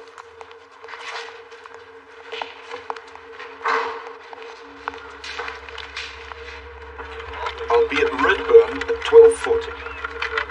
I don't want to have to hang about there. No, I know. I know you've got the more difficult job. We'll make it. Don't worry. I'll wait for you where we arranged. Just so long as there isn't any fuss. No. Look, I've got to go now or I'll miss the bus. Yes. You too.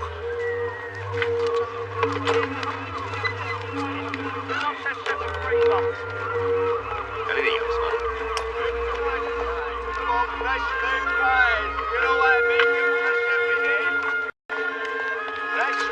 Why are you so beastly to Jab, Poirot?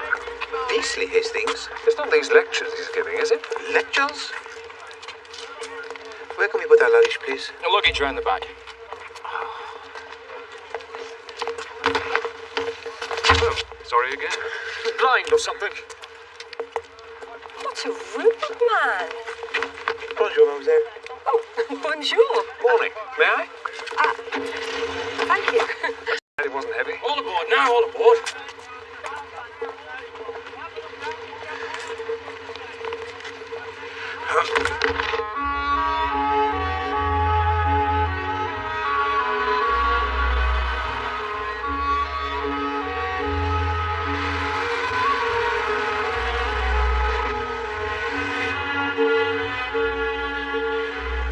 So you work for your aunt, Miss Durrant? Yes, we specialise in beautiful quality antiques. Of course, I'm still only learning the business. I'm sure Mademoiselle will be very successful. Some of them are worth an awful lot of money.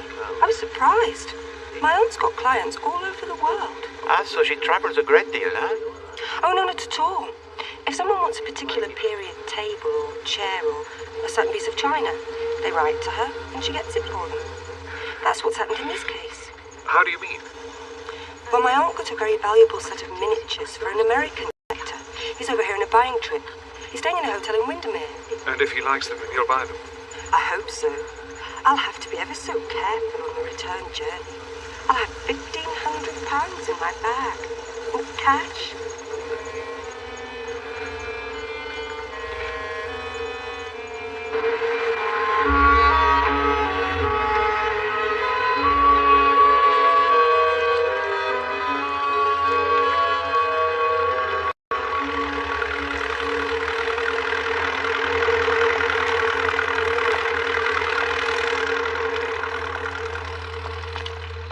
Excuse me.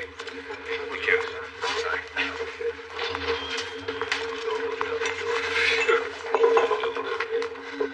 They have no tisane, Hastings?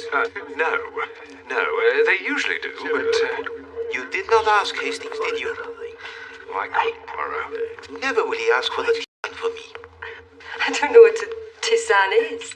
It's a sort of horrible herb tea. There's such a scrum out there. They've only got one chap serving. Excuse me? Where has she hurried off to, the little one?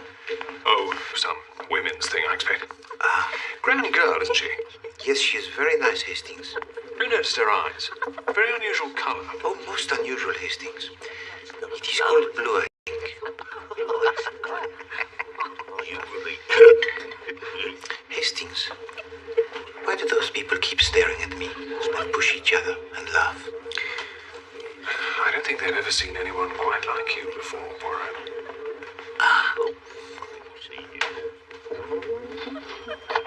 Where's Miss Durrant?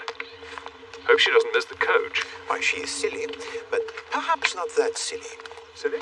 But to tell two perfect strangers that she will shortly be carrying £1,500 in her bag is not the height of sagacity, madame. I'm so sorry, rushing off like that. I was worried about the miniatures. I thought I saw a man taking my suitcase out of the coach. I went flying after him, and it turned out to be his own. I felt such a fool. So your case is all right? Oh, yes, it's still in the boot. His was exactly like mine, though. What man was it, mademoiselle? It was that man who was so rude.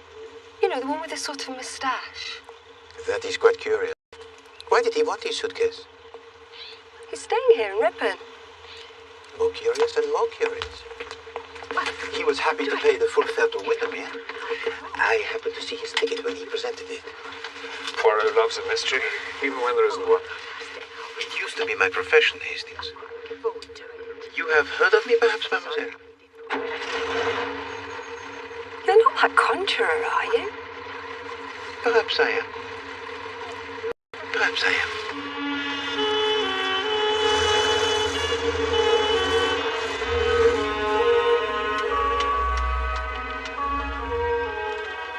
No, I'm at Redburn.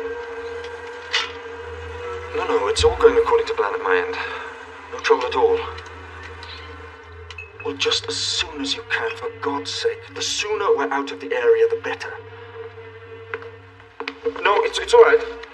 I'll take that. No, just someone wanted to take my case. Yes, don't be long.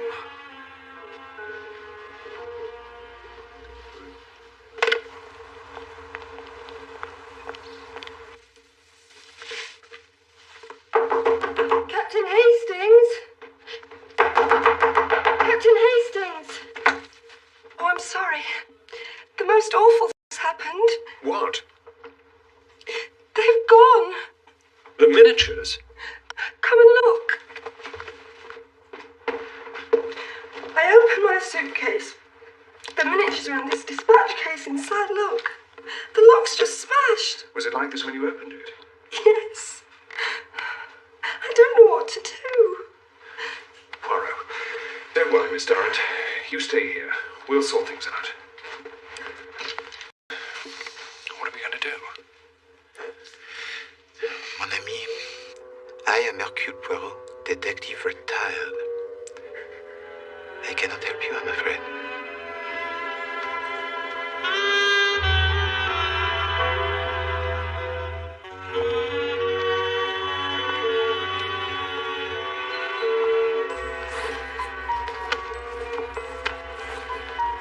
I've had to stay here all night. I've looked everywhere. You haven't got spare key? Of course I haven't. I thought you might have a pass key. No, not me. You'd get accusations, wouldn't you? Suspicions. You'll have to change the locks. I can't. Mr. Poirot would never forgive me if he found out I'd lost the keys.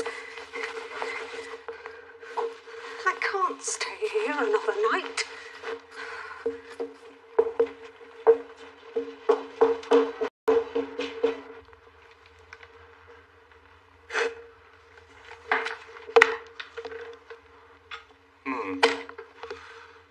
These miniature pictures are worth like £1,500, you say? Yes, at least. The thief's getting away while we waste time. It won't get far, miss, don't you fret. It's brains and cunningness counts in this job, not brute speed. I've just spoken to Mr. Wood, the American.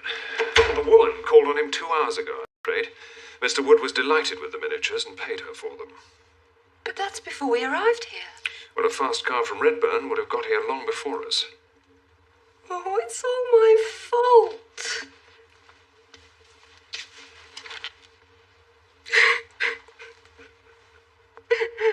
Look, Miss Durrant, you can leave this with me.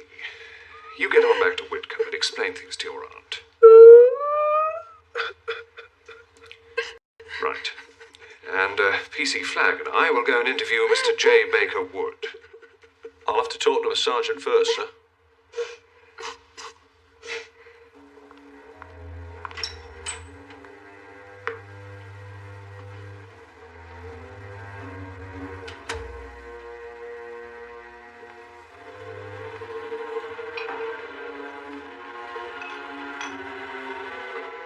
Time, gentlemen. Come on.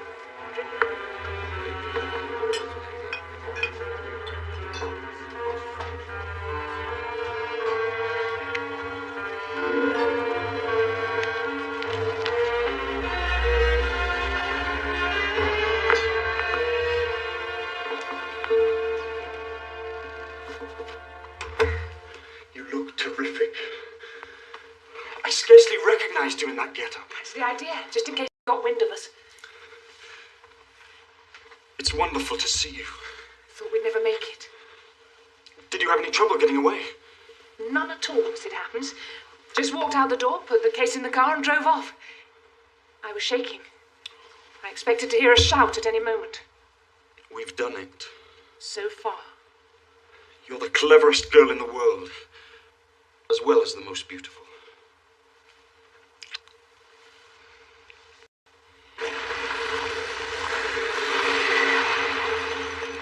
She's got a copy from her auntie, that girl. Sounds a bright one, she does. Leaving all that stuff on the bus while she goes off and has a dinner. Well, it was in the boot of the coach, actually. One or two interesting points about this case, you know? Oh, yes. Well, why was the dispatch case forced open, for instance? Well, to get these here little pictures out. But why? Surely it would have been simpler to open Miss Durrant's suitcase, transfer the dispatch case unopened to his own suitcase, and get away, rather than waste time forcing the lock. Well, she'd have noticed the difference in weight as soon as she took the suitcase out of the boot, wouldn't she? And he'd had less time to make his escape. Oh. Oh. Yes. There is that.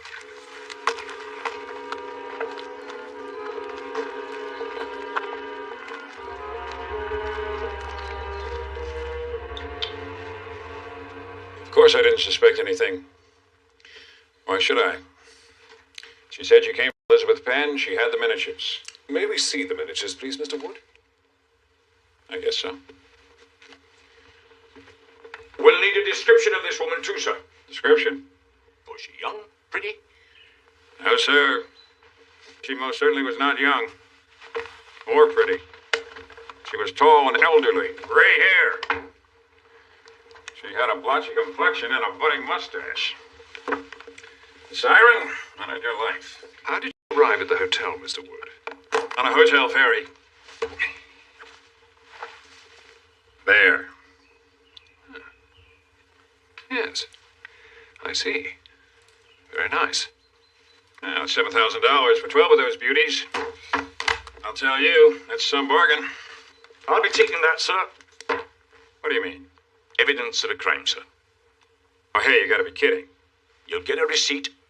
Denzel, we have to assure ourselves who the rightful owner is. What do you mean, rightful owner? I'm the rightful owner. I'm $7,000 worth the rightful owner. That's not for me to see, sir. Then don't say it. I'll say it for you. Those are my goddamn miniatures. That's for the court to decide, sir.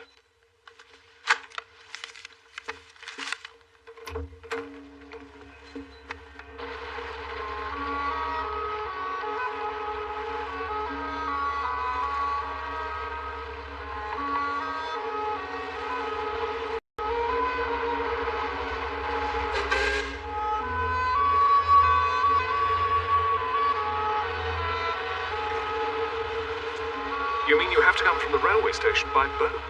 The station's on the other side of the lake. There. Oh, I see.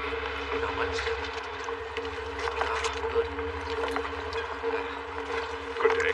Morning. Mr. Arkwright? Aye, sir? Did you bring an elderly lady to the Lake Hotel today? I bring lots of old ladies, sir. Tall, grey-haired, bit of a moustache? Oh, I picked that up at station at 12 minutes past 1. How are you so sure of the time? Because the Lancaster train gets in at 1 o'clock and it arrived at 10 past. Does that train stop at Redburn? Redburn? No, that's on Multbrook line. Stop at Redburn.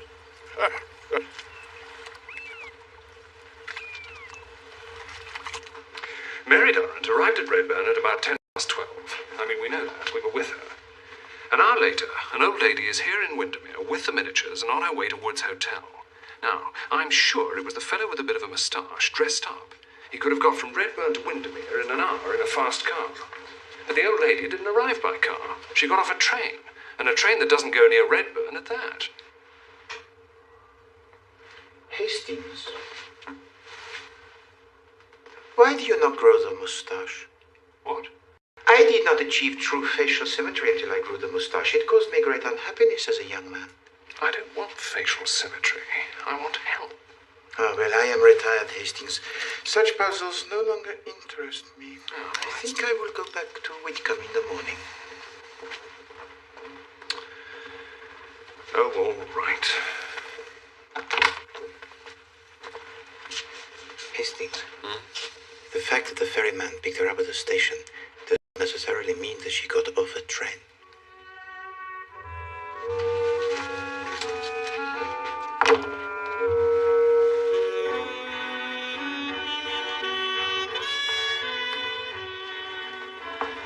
If she didn't come by train, how did she come? Who knows? Hastings, you have done well. But you will be on this case a long time, I think. Don't I know it? Right. I'm going back to Redburn in the morning. Reconstruct the crime, that's the thing. Start from the beginning.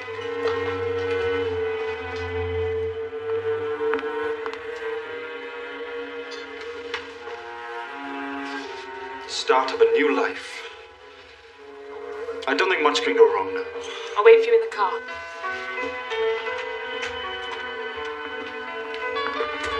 Hey, Martha, there's a change. Thanks. Come back and see us again, won't you?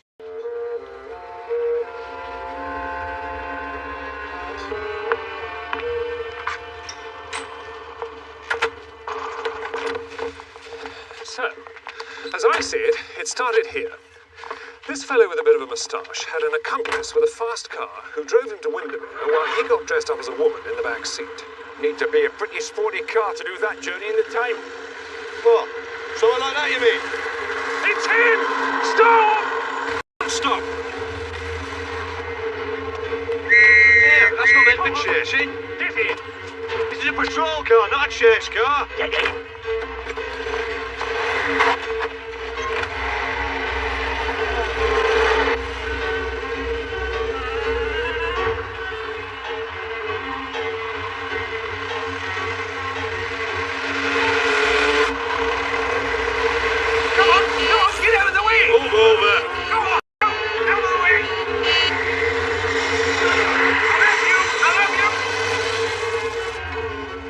Somewhere they can turn off for a bit. Not till they get to Beckersdale.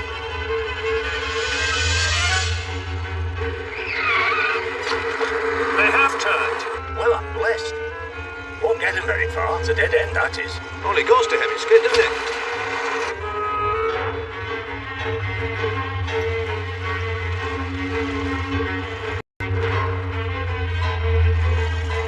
I hope we didn't meet anyone coming the other way.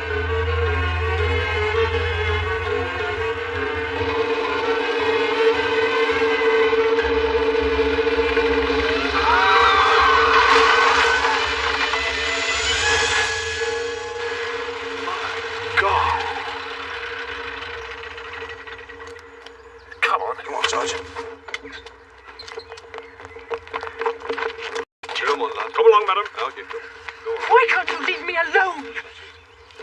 Don't you know what it's like to love a man? Well, no, not exactly. Well, then, Sergeant? Come along, no trouble.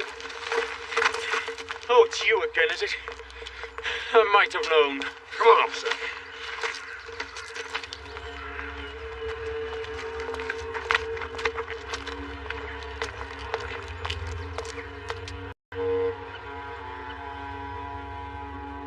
Why should I help you? Because that way we might get your money back. I'm going to get my money back, all right. My attorney's on his way up here from London. Look, if we could just... All right.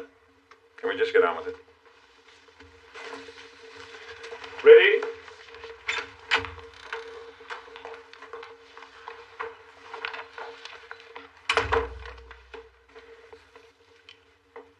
Well? No. Right. Ready? Take it out.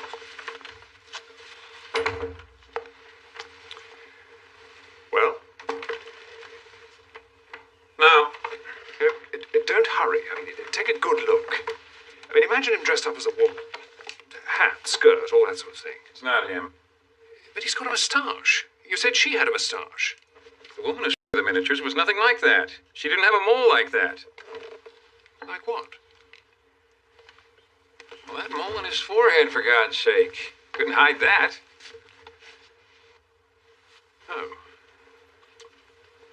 Wait a minute.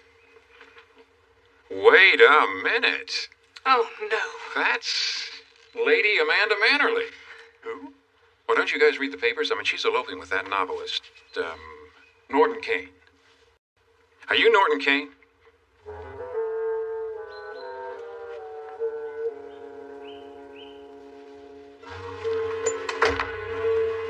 So good of you to come with me, Mr. Poirot. No, not at all, my dear. How could I possibly leave such a charming young lady in so great distress? But perhaps now that I am here, I can help you to explain this delicate matter to your aunt. Oh, thank you so much. Mary? Is that you? How did it go? I've got Mr. Poirot with me, Aunt Elizabeth. We came back to Wickham on the bus together. Mr. Poirot is a famous detective. Do you think I don't know that? Oh, you are too kind. But something terrible's happened, Aunt Elizabeth. I don't really know how to tell you. I regret to inform you that your miniatures, they have been stolen. Stolen? But how could they be stolen? Where were they stolen from? They were stolen from the bus when we stopped for lunch at Redburn. But have no fear. It will not be long before the miscreants are apprehended. Don't give us away to my father, will you? Oh, no, of course not. Whereabouts are you headed? Can't tell you. Cheer up, Captain Hastings. Oh, yes. I'm sure you'll catch your robber.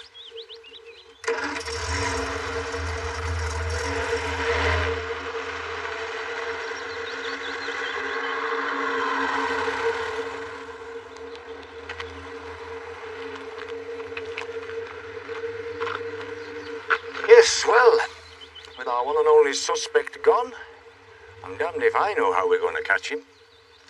Hey, Captain Hastings?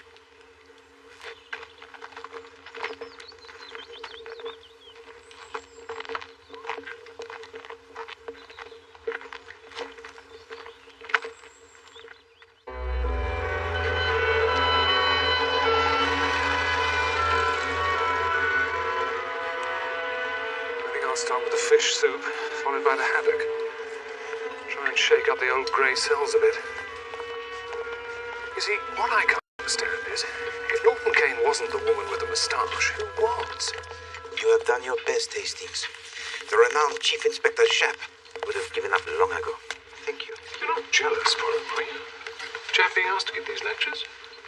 You jealous? Nom de Dieu. Of what interest is it to Poirot, the Whitcomb Institution for Women, huh? If it was a Royal Society now... but then I hardly think the Chief Inspector Japp would be invited by the Royal Society. No.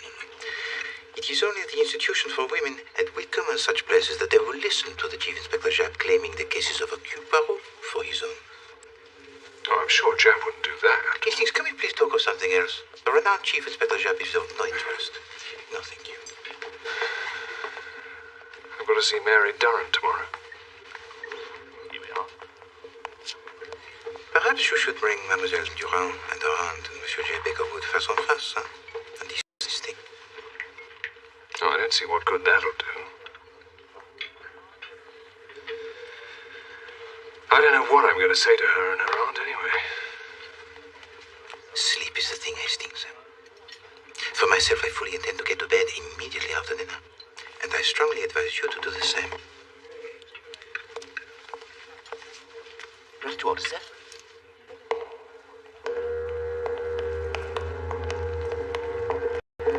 Light.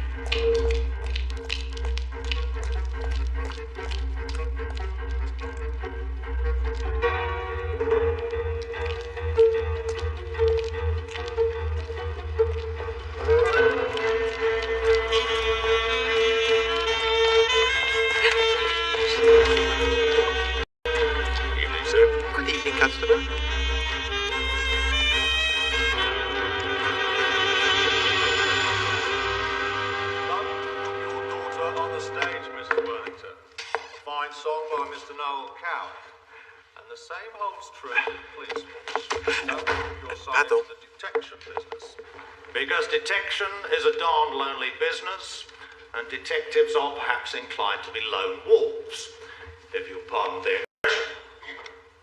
And at the conclusion of a case, there are always other parties, not of the police force, who will claim to have solved it. I refer, of course, to that bane of the policeman's life, the amateur sleuth, or worse still, the professional private detective. The professional private detective, ladies and gentlemen, is not the glamorous figure of fiction. He is a man who, failing in more worthy walks of life, and being of meddlesome and trouble-making disposition, finally comes to rest in a dingy office over the chip shop, where he plies for hire in the sordid world of petty crime and divorce. Except, I have to say, for one. I have been fortunate in my career, in that many, indeed perhaps most, of my cases have been shared with that most extraordinary of private detectives, and, if I may borrow a word from his own native tongue, that doyen of the Belgian police force, Monsieur Hercule Poirot. I think I may say, without fear of contradiction, that Hercule Poirot has one of the most original minds of the 20th century. Intelligent, brave, sensitive, devastatingly quick, Hercule Poirot stands head and shoulders above any other detective of my considerable experience.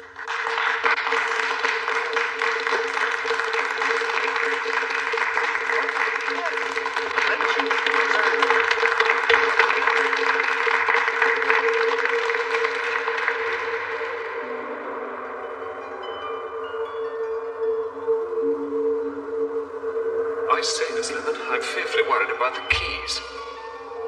Order and method, Miss Lemon. Order and method. The Lagonda's got a hole in it, Miss Lemon. The filly's on fire and the keys are bent.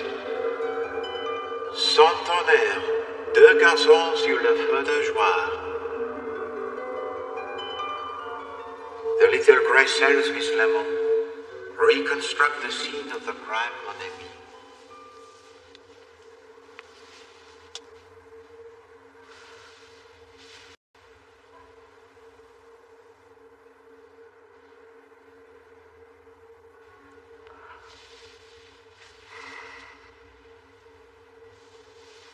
Come up to door.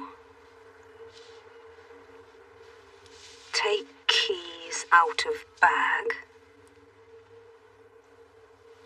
Unlock door. Anything I miss? I come in. Dicker follows, still talking. Shouldn't encourage 'em, wasting all your money. Oh, it works. It really works. Come now, Hastings. Tell me where you stand in this case, and Poirot will do his humble best to assist. No, it's no good. I don't stand anywhere with the case, really.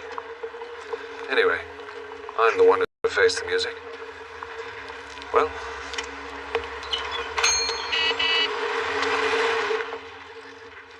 Captain Hastings. hello, Miss Durrant. Have you got some news? Well, no, not really. No, I understand. Hello, Monsieur Poirot. Mademoiselle? I haven't given up yet.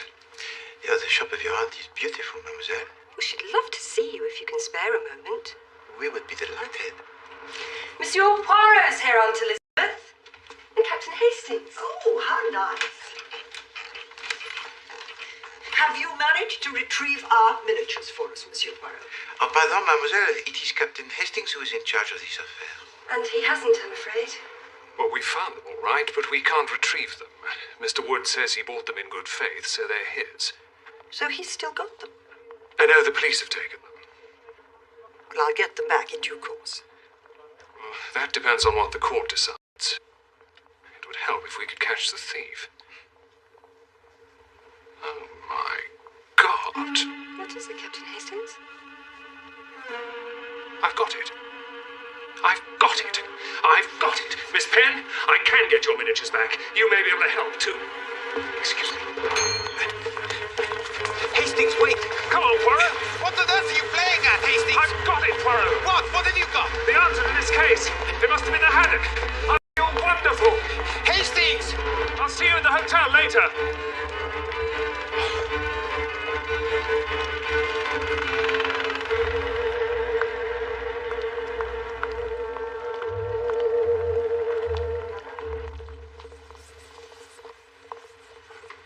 As soon as I said it, I knew. Who knew Miss Durrant was on her way with the miniatures? Who could have found out she'd be stopping at Redburn at lunchtime? And who had a fast car to get into Windermere? I don't know. J. Baker Wood himself, of course. Really? I don't believe any woman ever came to see him. I think he went to Redburn and stole the miniatures himself. What about the ferryman?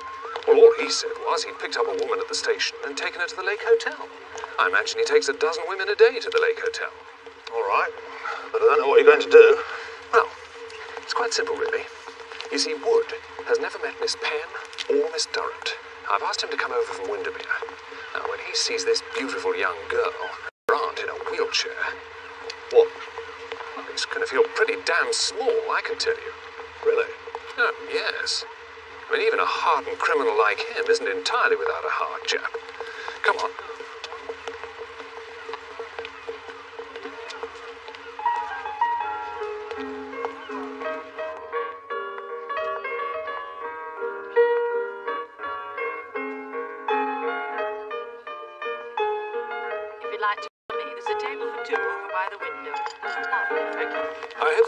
The timing's absolutely crucial. Since I am not going to be told what is going on in this case of yours, Hastings, I can make no intelligent contribution to any discussion of it. It was your idea. You didn't want anything to do with it. It was my idea also to bring together these three people. Monsieur Wood, Mademoiselle Durand, and Mademoiselle Penn. I don't remember that. Now.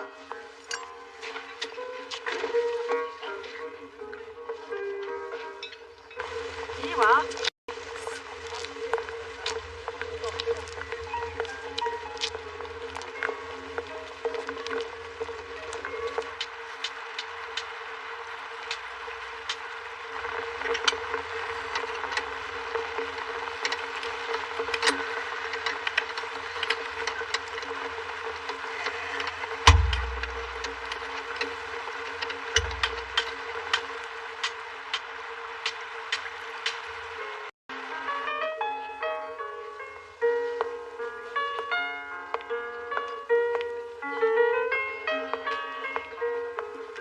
Have another plate of them sandwiches. You should have made them last.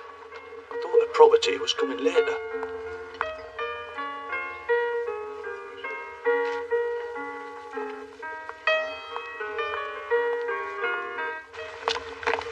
Steady. Yeah. Right, steady now.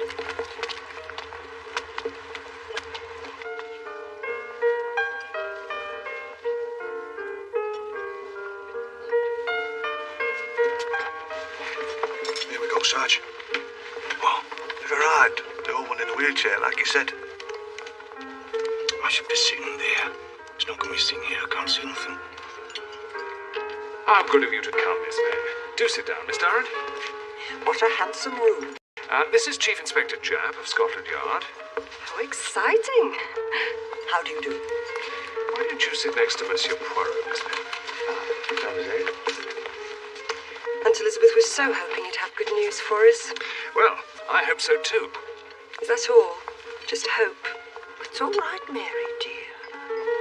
Oh, dear child, she's so protective on my behalf. Mademoiselle Penn, may I offer you something to eat or a cup of tea? I'd love a cup of tea. What's happening now? Nothing. Just gabbing.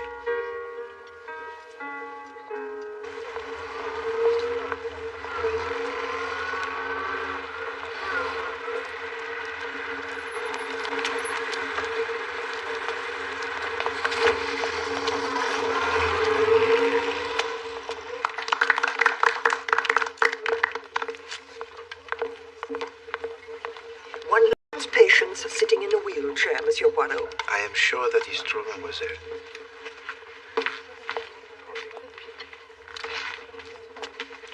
The captain's standing up. Oh, it's the Yank. He's arrived. It's very good of you to come. You have the miniatures? All in good time.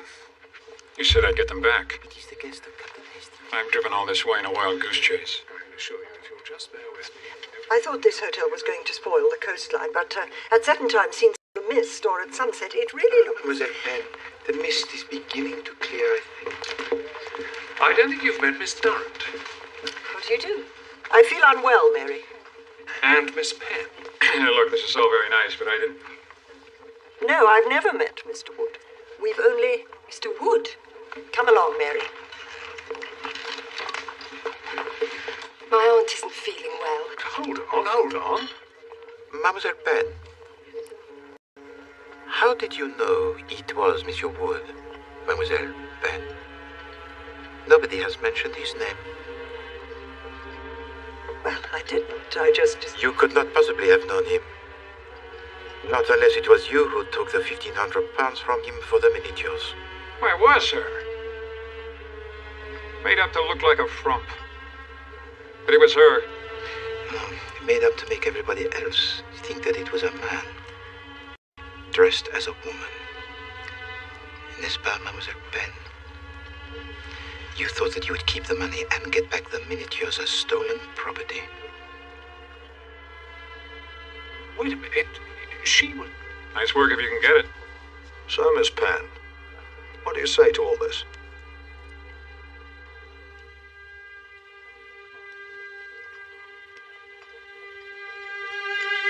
She's offside. Stop her! Hold on. That's you.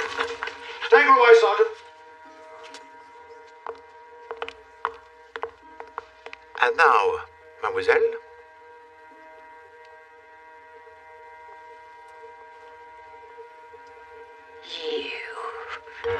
Anna! Not so fast, miss. Lock them both up.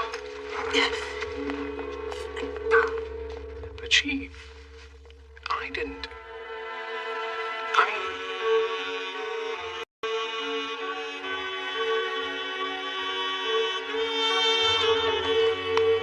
Hastings couldn't see it at first. He was trying to work out how the miniatures got from Redburn to Windermere. Quite, exactly. Then he realised they'd never even been in Redburn. Masterly Hastings, you diagnosed the true nature of the crime. Unfortunate, of course, that you set a trap for quite a wrong culprit. Excuse me. Merci. Excuse me, sir. You forgot your receipt. Ah, merci beaucoup. I hope you enjoyed your stay. Yes, indeed. Allow me, Poirot. There's something about you here, Jap. Chief Inspector Jap to speak in North Country lecture tour. You knew. That's why you dragged me all the way up here. No.